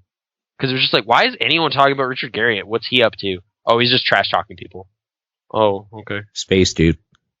Space dude. He went to space. That's the main joke, is like he has this crazy ponytail, Lord British dude went to space. See, the thing is, like, if you went to space, how are you not secure enough to just let other people live and let live? Mm-hmm. Because it's just like, no matter what anybody says, like, well, I made BioShock, and like, we did System Shock before that, which was pretty great. I was this guy doing this game. I had a hand in Mass Effect. Like, it doesn't matter what. He could just be like, dude, I left the Earth. He won. Why do you have to worry about what other people are doing with their game? Yeah. I kind of wish I went to space. Because he's just saying, like, yeah, there's a lot of lazy design happening, which seems totally fair. Like, as a person who's been really bummed out by a lot of what's been going on lately, just, like, I don't want to play that. I just don't care. I don't want to do that. I do agree with you, but I don't agree that he's the person to say it, because if we're going to talk lazy design, 21 Ultima games. Like, that definitely did stand out to me as being a weird, like, observation one could make. I just want to make that clear. Same thing. Dozens of times. It's like, no, dude, you haven't played every single Ultima game, so you can't say that. And you're just like, yeah, but they all say Ultima. Like, they're obviously preying upon the same kind of brand loyalty and whatever. I do just want to make that clear, that, like, I don't necessarily disagree. There should probably be more innovation. I understand that new consoles are coming out, and we're in a weird limbo state where we've been having the same generation of stuff for like 10 years now. Yeah. Basically. And like, yeah, sure. Even dudes in the industry are getting stale with it. They want the new stuff to come out. But what do you do with old tech? You just keep making what sells, hoping that you can keep yourself afloat during these like closures on big studios like THQ and stuff. Yeah. You're hoping you can stay afloat because you have Halo under your name, and thank God, because people will buy it until you can make something that's brand new. So it's kind of a weird position they're in. But so, like, I don't disagree with him. I disagree because he made 21 Ultima games. Well, just like, he's not the guy to say this. Like, Richard Hoffmeyer, maybe. Yeah. Maybe. Fresh young blood. They have the right to comment. But these old kind of standbys, I don't know. Yeah. I mean, this was all in context. Like, this came up because he had a successful Kickstarter lately for Shroud of the Avatar, which is like that new 3D RPG they're working on. Forsaken Virtues. Yeah. Yeah. Which, I mean, fine. Like, but I'm not going to say like that's one of my top games to watch for, because like I don't really care about Richard Garriott. Like, I've really only heard about Richard Garriott in context of people talking about Richard Garriott. Specifically, the Bombcast have talked a lot about him in a joking way. Yeah, but like also just their kind of achievement system or whatever on their site. Like, he's one of like the legendary dudes or whatever. But it's just like, I don't know if you know this. Like, Ultima apparently kind of fell out of public, like, people caring about it, because I don't care about it. And I've been kind of playing video games since I was 4. So I don't know. Like, maybe it's fine, but it certainly just didn't matter enough to enter into my circle. Can I put something in perspective for you? Okay. When you were 4, like you said, that you've been playing video games since. Yeah. He released 6 Ultima games by then. Yeah, so there's 6 Ultima games already there waiting for me, and no one pointed at them and said, Nathan, you should try those out. You'll really like it. People have pointed at them to me. I just never bothered. Okay. I don't know why. Not because I looked at one and hated it. Yeah. And, like, I've even had, like, I'm a big Clint Hawking fan in light of Far Cry 2 and everything. He's talked about Ultima a lot as having really interesting player choice stuff in it. Mm-hmm. I just can't, I don't know. I just don't want to go back to that early crude PC game design and, like, dig through all that crap to kind of see the nugget of cool stuff that's in there. Well, you're in luck, because if you wait a year, I'm sure he'll make another Ultima. Well, no, Shroud of the Avatar. It's like a spiritual successor. Yeah. So what we're saying is he can only make one game and call it different names. If he needs money, he calls it Ultima. If he wants to be different, he calls it Tabula Rasa or something. I don't know. Yeah. I don't know, man. Video games. Are we being dicks? Maybe a little. A little dickish right now. A little bit. Okay. I've just kind of been in that kind of grouchy state about video games for a while, and I don't even know why anymore. But because it's really not something you should care about. Like, yeah, it's like I have been with you in parts of it. I've disagreed with you on some of them, or just not really. Like, I mean, I've been there. We've all been there.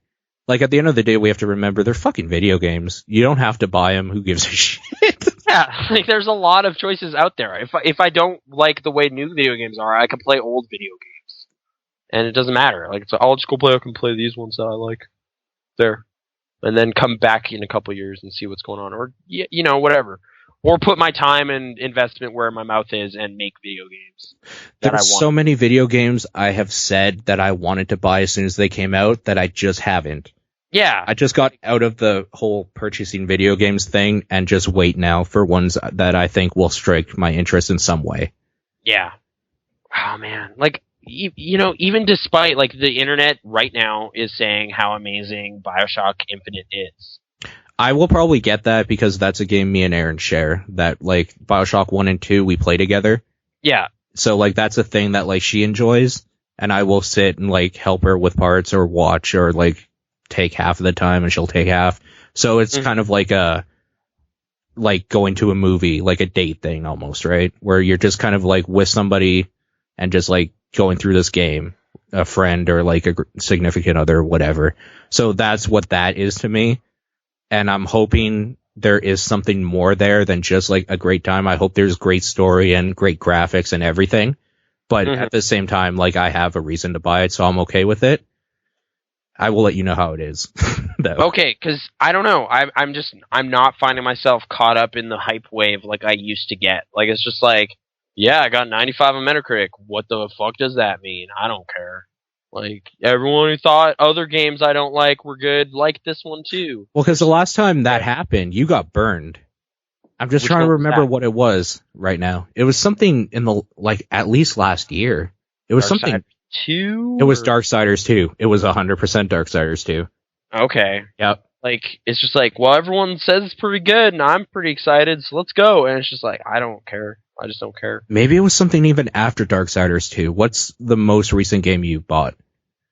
Most recent game I bought? Not like most recent. Sorry. Oh.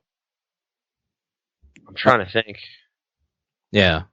I don't know. Like, I mean, there's like old games I bought.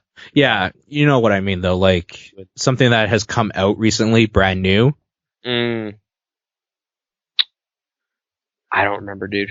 I can't really think of like a $60 like day one thing. I don't remember. There had to be something after Darksiders 2, but I don't remember what. I think that was what burned you, because I remember there was one game you said, I'm not expecting a whole lot of it out of it, and then you heard like the giant bomb guys say it's pretty good or it's really good or something, and you're like, okay, I trust them. And that was, I think that might have been your descent into, they're just wrong. Like, you've been kind of on that train where it's like, no, I mean, game criticism is wrong. I think it started with that, because everybody was praising whatever game this was. You bought it and you didn't like it at all. I don't know what game it would have been though. Yeah, I can't, I'm not sure what you're, like, Mark of the Ninja or something? Or what? Because there's definitely been indie games that has happened. And specifically that game in relation to Giant Bomb. Like, I bought Mark of the Ninja because they were flipping out about it. And I just don't like it very much. Maybe it was Mark of the Ninja. Yeah, which is a little big investment. Yeah, I was going to say it's a little easier to chew because you might have even bought it on a sale. Yeah, I think it was $7.50 or something. But it was not so much that. It's just like, I literally just didn't care about this and knew I didn't care about this, and then felt myself get guilted into trying it anyway, and I still don't like it. So why did I let that happen? When like all the warning signs were, this is a game Nathan won't care about. It's got ninjas. It's overly dependent on like stealth stuff that I don't care about. It has no storyline of interest at all. It's made by the Shank guys, which is a game you don't care about. Don't play it, don't play it, don't play it. But I overrode all of those because people were like, oh my god, it's so good. And yeah, no, it's not. It's not very good. I don't like it. It's not a very good video game. You know? I still don't like it. I had fun with it the day I played it, but then when I put it down, I was done. I never wanted to go back to it. It's a weird thing that happened like today, just before the podcast, I started playing Bastion again. Yeah. And I honestly, it's so weird. Like, it's just like, I can kind of see what's smart about a lot of the things that comprise that game. Okay. Just what it is, though, at its very core of its being, like, the DNA they're using to create it is just so uninteresting to me. It's just like, based on the premise that Secret of Mana is really good, you'll like this game. And it's just like, oh, I don't like that other game, so I will never like this. Like, there's nothing this could do to be at all interesting to me at all, ever. Like, it's just not interesting to me. And it's like, that's kind of just how I feel. Like, I was playing it. Like, I like how it gets you into the action really quickly. I like its atypical way of getting its exposition out there and all that stuff. Yeah. But the stuff they're expositing and the things you're doing just aren't interesting. Like, I just don't think they're interesting. So, like, it was kind of in light of all this stuff that's been going on, because Supergiant just announced their next game, Transistor. And people are like, oh my god, this is awesome. I'm just like, I probably won't like that. Because the things they think are good aren't the things I care about. So like, wait, when you say they, are you talking about everybody? I'm talking about Supergiant. Like, okay. Because I'm just going to go ahead, because I'm pretty sure other people listening might have thought the same thing. You said things that they thought were good, meaning like critics and other people. Yeah. I won't like. No. I think I mean more like the things that the team is trying to do are just things that I don't care about anyone doing at all.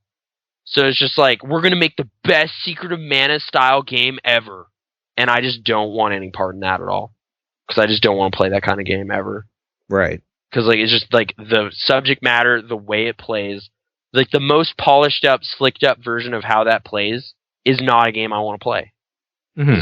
Its mind as to what is a good thing is just 100% different than what mine is. So the criteria are just too divergent for me to really get into it. Like, I can play it, but I'll never be kind of in sync with it ever. It's just weird. Like, I don't know. Like, I was like, objectively, I was trying to look at it. It's just like, no, I see it. I get why this is like a well-programmed, well-coded piece of content that I just don't want to play at all. What is, maybe like give some context, what is something that you would want to play for anybody that might not know fully? I'm trying to I don't know. Like it's like. Do you think you're just burnt out on video games, like just in general right now? I got so jazzed about Majora's Mask. Okay. Like I'm still really keen on what that game's doing. Because, I don't know, it kind of puts so much impetus on you doing stuff. Like, it's like, this world will keep ticking without you, and you can fuck up so bad.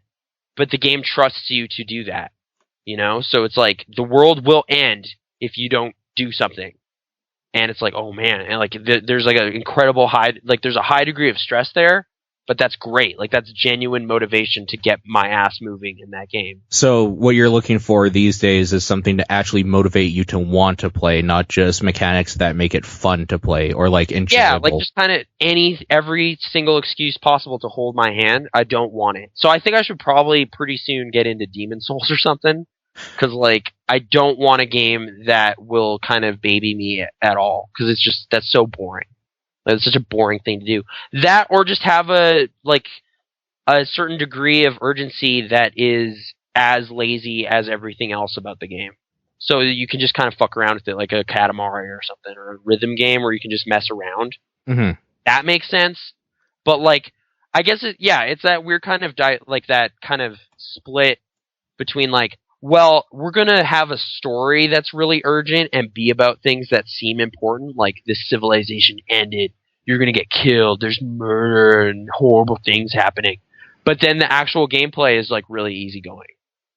You know, like that just doesn't line up at all. So it's just like, well, this doesn't fit, and I hate that. Like, what are your feelings on like Mass Effect then?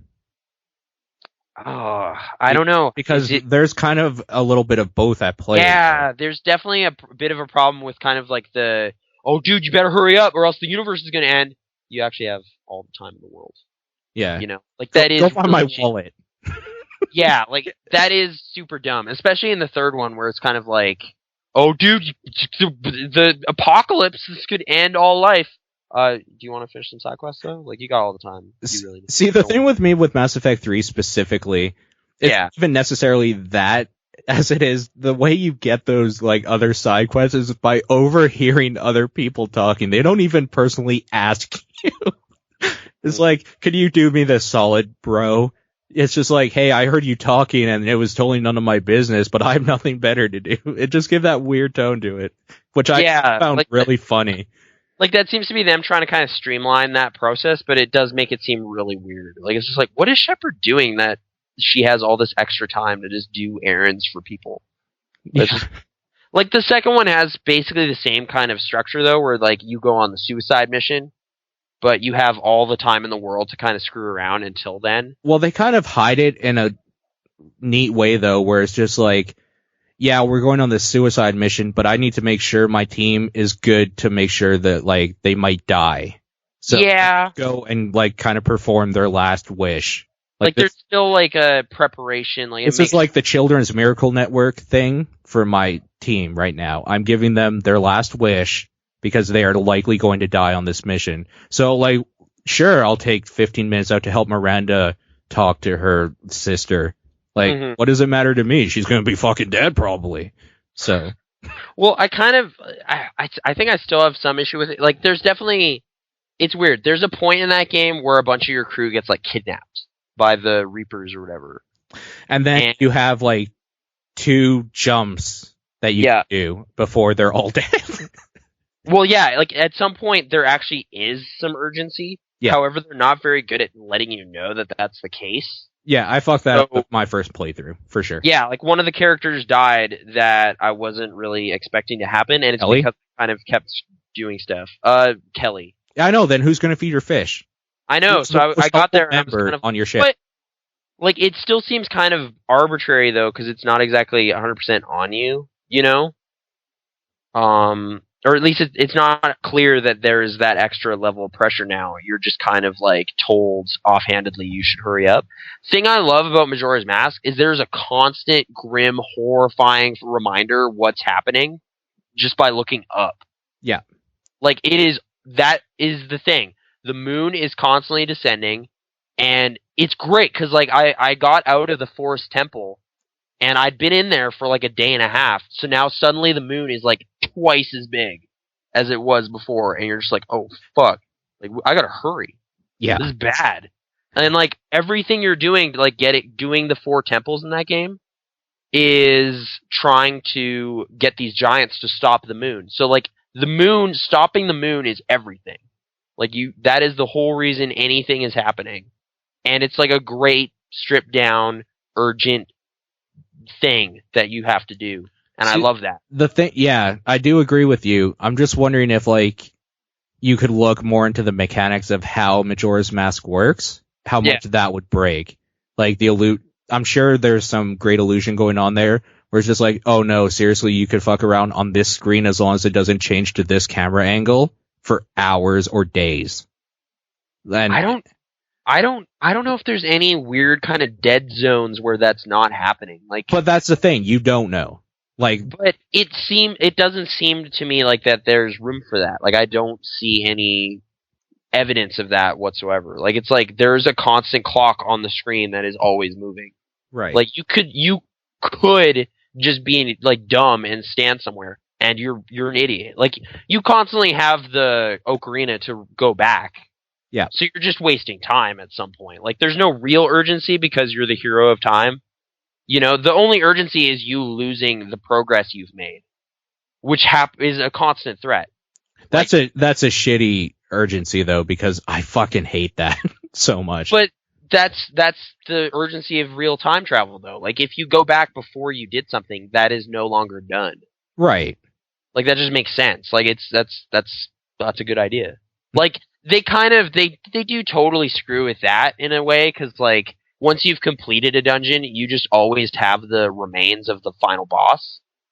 Like, they do kind of like that braid time mechanic thing where like some keys you can do stuff with and then rewind and it'll still have been done. Right. That's what they do. They cheat that. Very flagrantly though, so it's not like they're kind of lying to you, but I was thinking like the ultimate realization of this nutty concept would be you need to get so good at all the dungeons so that you can beat all 4 of them in one set of 3 days in order to win. Right. So you basically have to be a speedrun god in order to actually win, and it allows just enough time for you to do all that. But it, demands like insane level of memorization and running those routes over and over, which would be no fun for anybody though. Like, they want to, well, it would be really fun to like a small degree, like percentage of crazy people, but the mass appeal of Zelda kind of demands they don't do that. So they fudged it a bit, which is too bad, I guess. But I don't know. It's still such a bizarre version of that kind of structure that I still really, really like it. But again, too stressful and like weird, like visually, like everything's weird in that game. Like the enemies look weird. The dudes talking to you are weird. Like a lot of the kind of music and the whole tone and look of that game is just so weird and nightmarish. Like, I just couldn't deal with that game when I was sick. So I have to get back to it after. During the Spaghetti Cast, Mario 64 Mario linked video of DLC or whatever, a mod that makes everything in that Nicolas Cage. Yeah, I saw that. I was kind of bummed out with how far they went with it. Like, I thought it would be funnier if they kind of pulled it back a bit. Like, there was just his face lazily slapped in weird places as part of it. Like, it's just his face as the moon is great. His face as the moon is a great idea. But like, why is his face on your shield? Like, I do agree with that. Like, it's just like changing some of the characters' faces was a good idea. But then, like, there just seems like they basically just took and randomly tagged the world with Nick Cage's face in some places. It's just like, that's kind of lazy. Like, face swapping is weird and creepy, but actually just kind of painting it on surfaces just seemed kind of odd. But whatever. It was still a very dedicated mod, and it's pretty crazy. But yeah. Did you notice that in the rupee were a bunch of Nick Cages? I saw him in there too. Yeah. It's just everywhere there. It's almost like too much of a good thing. Was kind of my take on it. It's like having your cake and eating it. Yeah. Which they say you shouldn't do or can't do. I can't remember. It's cage cake, so it's still a good idea, but I don't know. Okay, so for your birthday, we have to bake a cake in the shape of Nicolas Cage's face. Sure. I'd eat that cake. That'd be fine. That would get all the karma. Probably also the internet seems to like Nick Cage as well. At least, I don't know. I'm not sure if they genuinely appreciate his talents or if they just find him amusing. But either way, people are looking. Maybe a bit of both. Probably both. Yeah. I mean, I appreciate both. I like him because he's batshit crazy and is the type of dude to buy a castle. Yeah. But I also like it because he can do adaptation. Yeah. Or bring out it's a good movie. Yeah. So like he can act too. People kind of forget that sometimes. In the Spaghetti Cast, there's actually a whole segment based on Nicolas Cage and his doings. Like his real life doings? I think so. I can't remember what it's called. Mario 64 Mario will probably pipe in at some point. I think it's like In the Cage.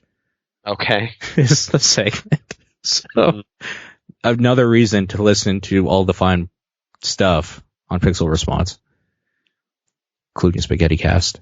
Yeah. In the Cage. Yeah, he confirmed it. I'm trying to think of just other recent goings on. Like, I saw the first season of Enlightened. That show has since been canceled, though. It's been 2 weeks. So. Yeah. You've been sick for like a good week and a half, though. I had to mute to cough, so I'm still kind of sick. There you go. But yeah. My throat's just kind of going crazy. But, yes, I've been ill. I was in bed for a long time. I had that flu, but it was kind of a version of a flu I am not used to. I usually think of vomiting as being part of it. Yeah. But this was basically just like my joints hurt. Yeah. And I was really tired and weak. Yeah, so you were just laying all around all day. Yeah, but like my stomach was fine. Mm-hmm. It was just like this resulted in me feeling really weak, and then that resulted in me not eating a lot. And yeah, because your stomach feels fine, but you can't get up off your fucking bed to go to the kitchen. That's ridiculous. It's dumb, yeah. That's like gonna you're hurt. Just lying in bed being like, man, I would feel like 80% better if I just went over there and made a sandwich. And I have all the stuff I need to make a sandwich. I just don't want to move at all. So I'm just going to lie here and get more and more hungry and thus angry. And eventually, after a few hours, I'll just have to resign myself to the fact that I need to go eat. And then I'll go eat. It was dumb. It was like a weird, like it felt like a self-fulfilling like curse or whatever. Like it's just like, well, you're just sick because you're making yourself sick. But the beginning point of all this was like my body just hurt in a weird way. Mm-hmm. And it was like, what happened? Why did my arms hurt? And you're just like, well, you have a flu. What? Like I went to the doctor and they told me this. And I was just like, that's not a flu, silly. I haven't thrown up once. Did you ever get the peen blood thing taken care of? Oh my god. It just stopped happening. But the entire duration of while I was on the medication, yeah, it was just like, well, hopefully it's yellow, dark cola, like just red wine, like just horrible. Like it was just scary. So it came back. Yeah, it came back from like 6 months ago or whatever when that happened last time. Came back with the quickness. Yeah. I still have the forms necessary for me to go get the lab test, but waiting rooms are the worst. And you know what the worst is? Is what? Pissing out your whole fucking body's worth of blood. Go and wait. And wait the hour and make sure you're not dead. Oh my god, it's so much more than an hour. We were there for 90 minutes, and that was in a waiting room where there was like 8 people. Then we got our forms and went to another waiting room where there was like 50. And it was just like, I just did the math. This makes no sense. I'm going to go home. Like it's just like, there's no way I'm out of here, like with having gotten the procedure I need before this clinic closes in 2.5 hours. Like that just doesn't make sense. So right. I have to go. So I went home and just lied down. I'm going to go ahead and say, fuck the clinic, go to a hospital. Go to the clinic in the hospital. But I'm not sure if that would expedite things or make it worse. But I definitely asked a bit. Like, it's just like, wait, couldn't I just go to a hospital? Like, that's like a 24-hour clinic, isn't it? Yes. Like, it's open all the time, so I could just wait there, and at least I'll get the thing I need eventually. It's not like, well, it's 3 o'clock, we gotta close, it's Saturday. Well, I mean, you can go and, like, into triage and stuff, and they'll ask you what's going on. You'll be like, I'm pissing blood. And then they'll probably ask you how severe is it or whatever. They'll determine how severe it is, and you could either be in there for maybe like half an hour if they think, oh, you might die, or you could be in there for 8 hours. But you know what? You could be in there for 8 hours. Like, they will not kick you out, and they will not close. You got to get it checked out. Yeah. The internet seemed to indicate this was not that crazy of a problem. So that's kind of what dissuaded me from really caring. It was just like, oh, this is pretty common. See, that's kind of weird, because usually the internet has the adverse effect where it's just like, so I'm like a little itchy and on my elbow. It's like, oh, dude, skin cancer, you're probably going to die. Yeah. It's usually the opposite. Yahoo Answers always has like the grimmest possible scenario. Whereas, like, yeah, it was like everything I read would be like, this could be indicative of a serious problem. But more often than not, it's just this thing called hematuria or whatever, and it usually just means you had too much Tylenol recently. They're just like, oh, okay. I did have Tylenol, so it's probably that. And then once I was done taking any medication at all, yeah, it stopped. Does Brittany know about this? Yeah, I told her. And she's like totally okay with, okay, whatever. Well, I mean, we... like, on that first day when we were going to doctors, like, we definitely went to the clinic, but it was just that, you know, I feel really sick right now, and I'd rather just be lying down instead of sitting in this room full of sick people. Let's just get out of here. And she was like, yeah, okay. And then we went and bought Vietnamese soup, and I screwed up my order, but that's only because they said the wrong thing. It was annoying. It was like, I said number 12, and then they said B12, and I said, what? And then they started making B12, and it was totally wrong. So, what type of soup was it? I was just pho or whatever. Pho. You know. Pho, yeah. Big bowl of beef soup. You know what? I'm not Vietnamese. It's fucking pho. Deal with it. Pho. Vietnamese people, Paul at response.com. Yeah. Give me all your hate mail. It's pho. Fuck off. Yeah, PHO. It's like faux show. Faux show. Yeah, exactly. Mm-hmm. I don't know. That was the Sick Adventures. I watched tons of YouTube videos. Yep. Angry Video Game Nerd. Watching the Proton John and the Chugga Conroy. No, I didn't actually watch any of those. Do you watch Let's Plays? No. Yeah, I don't either, really. I don't even watch Quick Looks anymore. I kind of briefly mentioned them in an essay as being a weird phenomenon. Because, like, it's kind of taking away the thing that makes video games a video game and turns them into a movie. Right, which is not good, because when video game as a medium is used properly, it's the interactivity that makes it special. It's not watching someone do it. Unless you're watching it and being like, oh man, that game looks fun, I'm going to go play that game. You know, and then you play that game and you're doing it. It's kind of just weird to me. Like, is it eating into sales of games, or is it just kind of its own weird thing? No, I think it is only increasing, maybe. Maybe. Like, that's where... Because, like, yeah, like, the only thing like that I spent a dumb amount of time watching was the Persona 4 Endurance run. But after, like, 60 episodes of that, I was like, I am so pissed off with every decision they're making.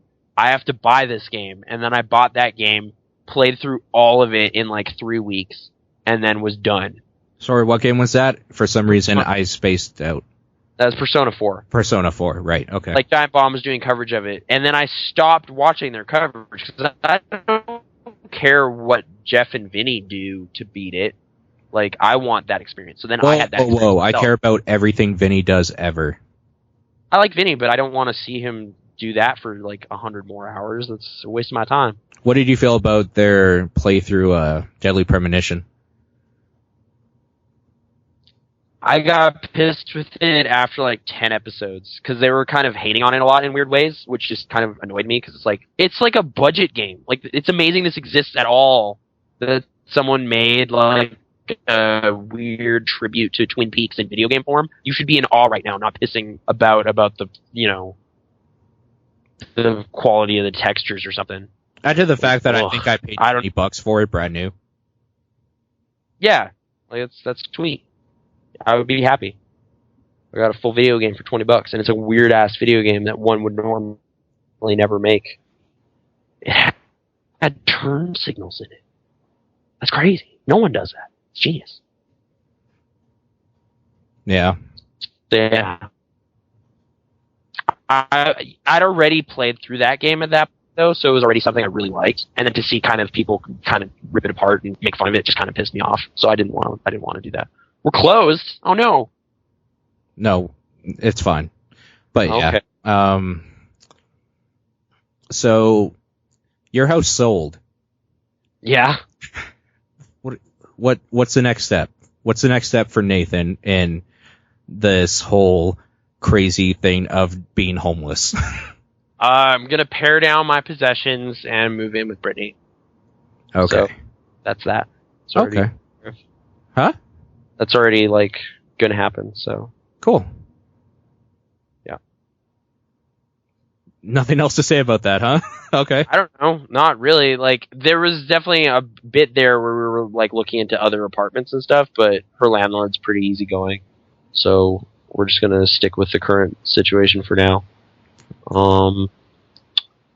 Yeah, I don't know. Like, I'm a little annoyed still with, like, the Edmonton family seems to be kind of making some decisions and bickering about us behind our backs, which is pretty lame.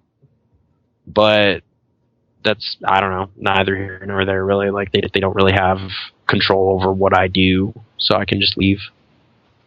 And yeah, I don't know. That's what happened. Well, I wish you luck. It doesn't seem like you need luck. You know what you're doing, so. Yeah, I'm not too bummed out about it. It does kind of make, like, the notion of me commuting to this neighborhood for, like, my janitor job silly. Like, should I just look for something else? But what would you do? I'm not really sure what I'd do for money. Fast food? Like, is that ever an option for you? No, I'm beyond that point. I'm gonna have a degree, son. That means a lot, right? Yeah. I guess. So I'd at least try to apply for something more upwardly mobile. Or just try to write on the internet and get people to pay me for it. That's really hard. That's apparently a hard gig. I'm gonna go ahead and say, like, even Let's Plays, like, where I don't know for sure, even though, like, we know John and, like, some of those people. Yeah. They never talk about specifics. Yeah. But there is so much saturation for Let's Plays. I don't think any of them, like, I don't think any one person is making a whole lot anymore. Maybe, like, PewDiePie and, like, the Yogs cast, because they have a couple million people, so they put up a video and they get, like, a couple $100 every day for one video. Right, but it seems like that gold rush has already happened.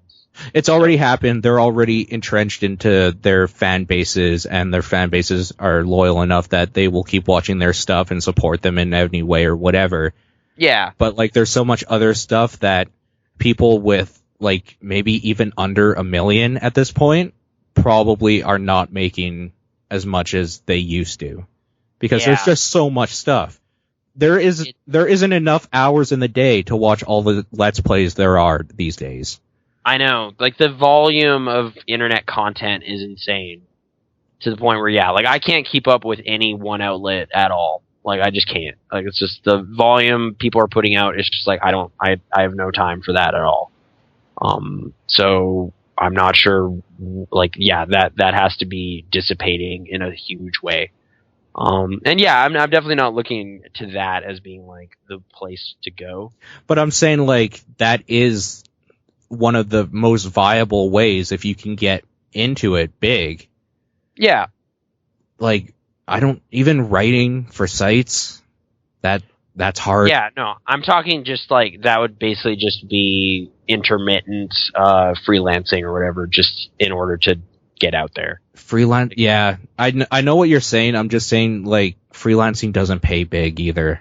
Oh, it totally doesn't. I know. I'm aware of that. I'm doing things for free 99% of the time.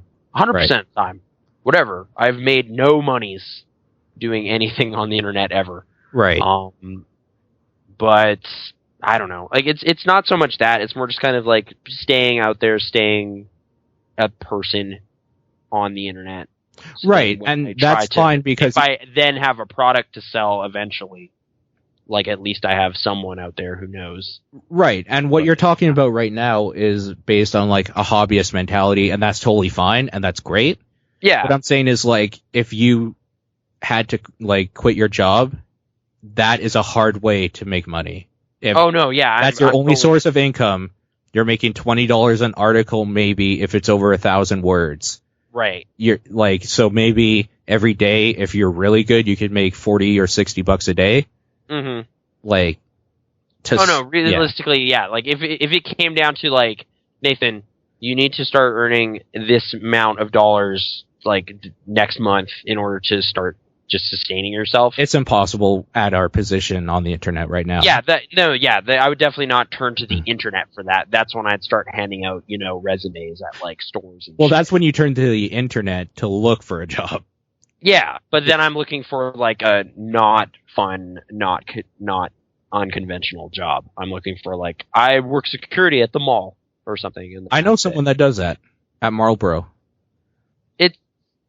I've honestly thought about that as like a potential thing because like that doesn't seem that hard. But yeah, I could become a mall cop, Paul. We think you could be art or at a building downtown or something.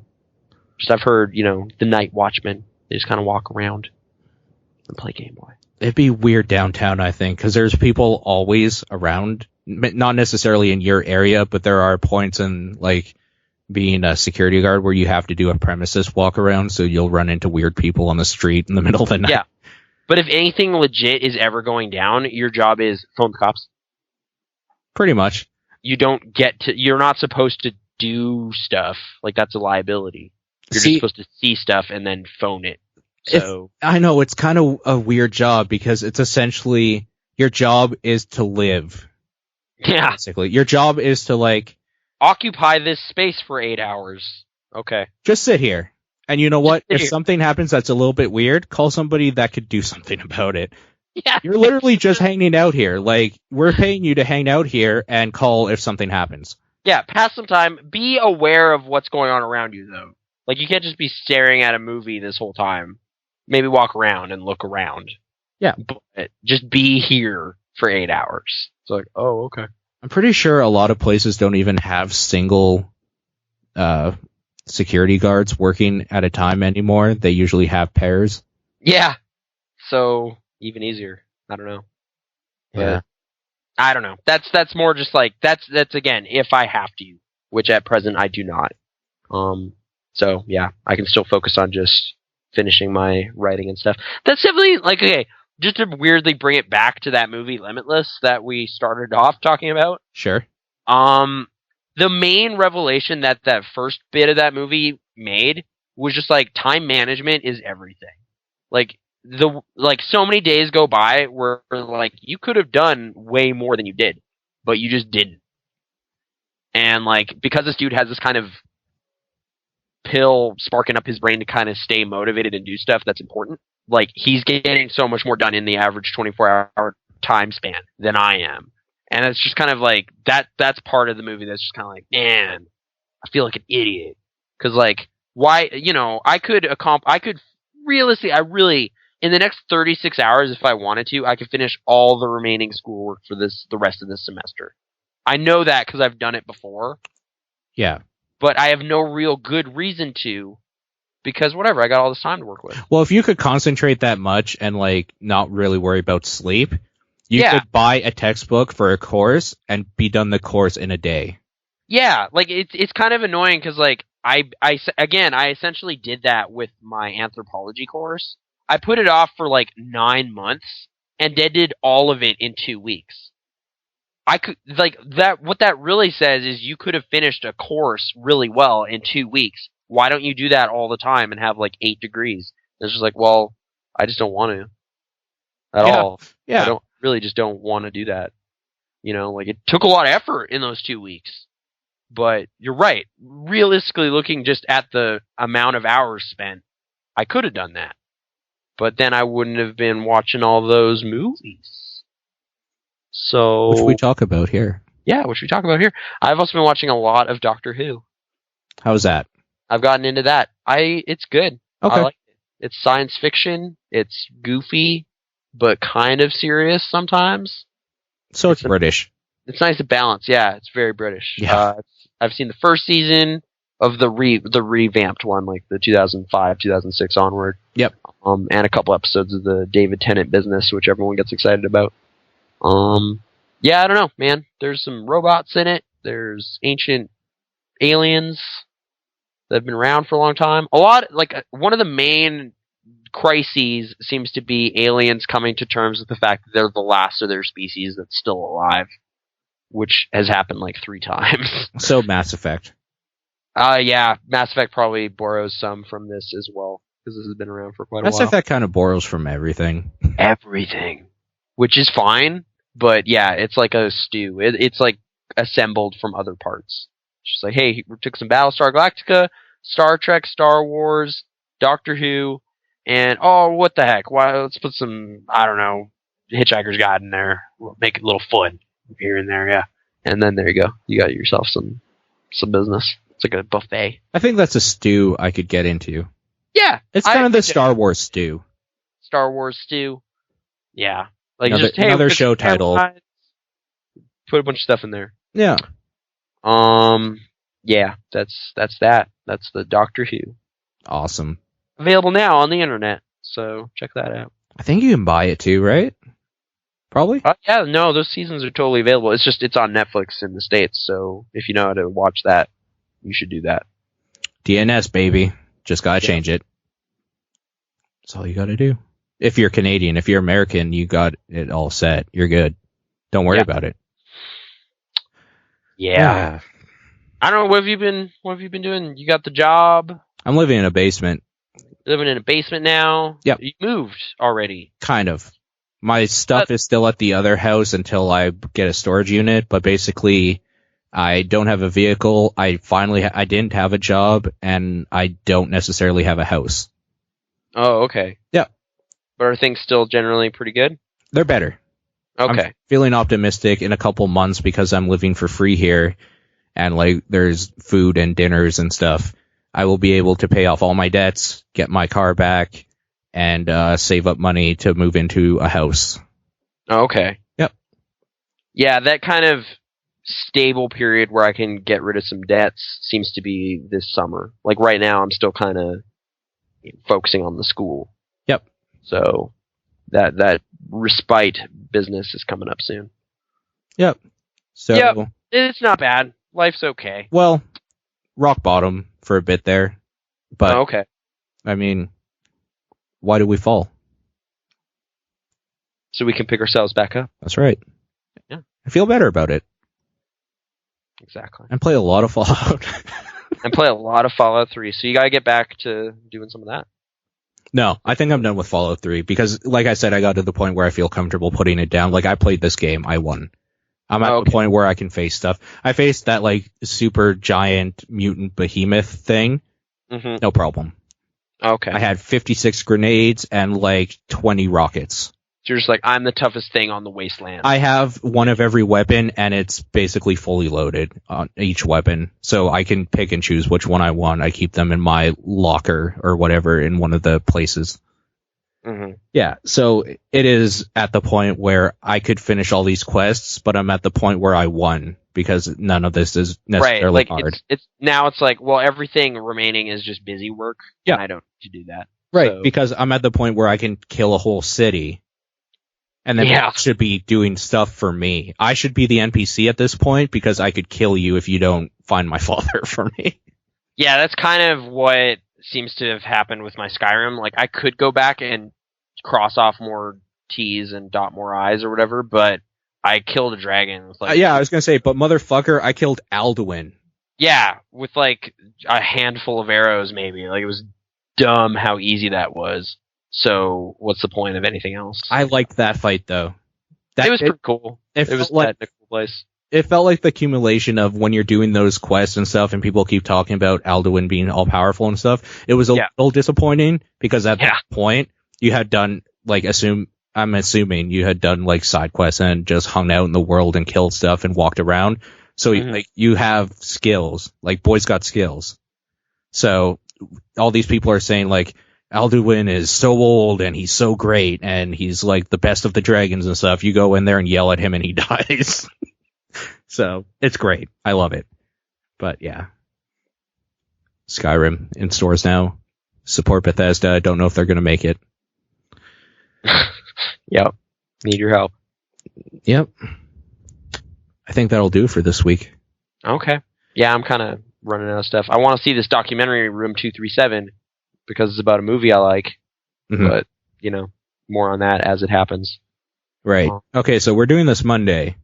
We started, roughly at 6 o'clock Pacific Standard Time. Oh, okay. Clock hour time. Yeah. Roughly. There was a little bit of banter before, and then we started recording during that. So, But we had a live chat this whole time. A lot of people talking in it. Some great stuff going on in there. So you done fucked up this time around if you didn't make it out. So I'm just going to say Mondays. You should do it. So thank you to everybody that joined us. Email address if you want to send in requests, questions, any of that stuff. Podcast at pixel-response.com. Facebook is facebook.com/thepixelresponse. Twitter at @pixel_response. Listen to us on Stitcher or get us on iTunes. Give us a review on iTunes. Tell us what you think or whatever. And Stitcher, give us the thumbs up. Do all that sort of thing. I guess it's like the whole normal. You can get me at Exposure, EXFAUXSURE on Twitter. You can get Nathan at Krasnor, KRAZNOR. Visit pixel-response.com for more, blah, blah, blah. I've been streaming a lot lately, so you can go to twitch.tv/exposure. Again, EXFAUXSURE. That's where we do the live podcast as well. So, yeah, things are going good. There's stuff for you guys to do. Spaghetti Cast, check that out. Guys are funny guys. I love listening to those guys, so you should do it too. But with that, I think that's it. We're out. All right, bye.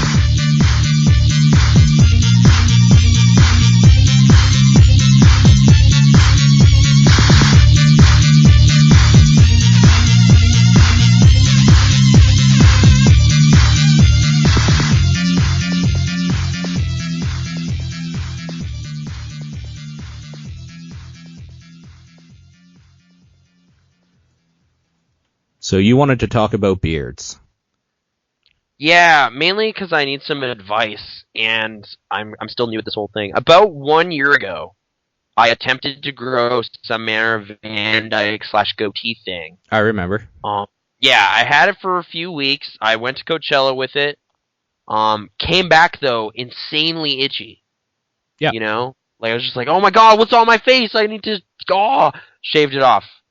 I think I'm at that point I was at last year right now, but I'm trying to just kind of wash it and just kind of muscle through. Does that go away, or do you just get used to a permanent... What you gotta do is go through the itch. So get through the itch. When it stops itching, shave. Yeah. And then do it again. Go through the itching point. When it stops itching, shave again. Why? What's happening to my face? You're getting accustomed to it. Oh. But, is it drying? Is my skin drying under the beard or something? What's going on? No, it's things are poking out of your fucking face, and your fucking face isn't used to things poking out of it. What?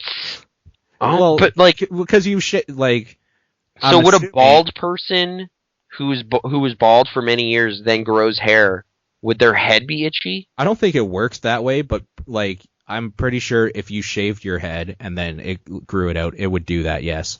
Okay. I'm pretty sure. I'm thinking that itch was there when, you grew hair as a child. You just didn't notice it. Right, or that's why babies are upset the whole time, because their head itches. Yeah, maybe. Maybe that's a factor, and we're just like, shut up! And it's like, no, dude, his head is, crazy itchy right now. It's never had hair in it before. You don't understand. And yeah, X-Spuds is saying... moisturize your face if your beard itches. You can do that. Okay. Honestly, you could just get used to having a beard. Because, even after it stops itching from that, it will itch because it's hair rubbing against your face. What? Conditioner, yeah, that's definitely been the same thing. Yeah, that's the kind of the... See, I don't even... That was the other thing, though. On the way home, I wasn't even sure... I was trying to think, why do I want a beard? And I think it's just because, I think wizards are cool. But at that point, once I have like a big enough beard that would look wizardly, like that's a while down the road, first of all. And even then, I don't know why I'd want that. Like, do I want to buy a hat and do the whole thing, or what am I doing? Because like, it's not like there's like a manly man like thing I'm aspiring towards. Like, I don't have any role models that have beards that I can think of. You know, like when I think cool guy, I don't think guy with a beard. I think of like, I don't know, I like DiCaprio or something. Does he have a beard? Really? He has a goatee. Every now and then, I guess he has a goatee. Maybe that's who it is. Maybe that's who I'm trying to be. It's Leonardo DiCaprio. What do you think about that? I don't think we can be friends if you turned into him. If I turned into him, okay. For one thing, that would be really weird. I don't think I could get over that. Okay. I'll be wary about that. But you have a bit of facial hair, right? Yeah. Does it just not itch ever anymore? You just don't even think about it? I don't even notice it. Yeah. That's why it just kind of grows out to unkempt status, and that's when I have to shave, because it's unpresentable. Wait, so like you're cutting yourself off from that wizard territory consciously? Yes. You just want this kind of tightly maintained thing. Not all the time, not necessarily. Oh. But I don't get the wizard thing. I get like a lumberjack. Okay. So it's different. I'll see what kind of growth I can get out of it. I'm gonna get past this initial itchy hump that scared me away last time. And see where I'm at. But yeah, it's definitely making me pay attention to face hygiene in a way I wasn't before. It's like, well, you gotta wash it, bro. You gotta wash your face. You gotta keep up on that. Yeah. It's like, oh, okay. Whereas before you're just like, well, whatever. I watched generally, so my face is probably clean. You're just like, well, no, dude. When it gets to the point where like when you're eating stuff, it gets stuck in it. Yeah. You've made it. Oh, that's true beard status? That, and a good like point in between is when you're walking out, like for us Canadians specifically, or like the Northern Americans, when you're walking out in the cold, and all of a sudden you feel like your face is on ice. It's because your hair on your face is like freezing. Like you're perspiring a little bit. Yeah. And like you're getting some of like beard crystals, like beard icicles. The like nose drippings and stuff like that just from the cold, not like snot, but just like perspiration sort of thing, because it's warm under your beard, but it's cold outside. So in the midpoint there, when you start feeling like your face is on ice, and then like you feel your upper lip with your tongue or something, and it's freezing cold and stuck together. Yeah. That's pretty cool. Okay. So that's yet another like rite of passage for the beard grower. Well, it's just kind of like a motivator, like, this is actually happening, this is pretty good. Yeah.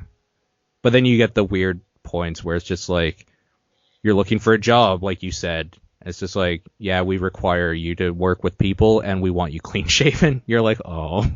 Okay. That sucks.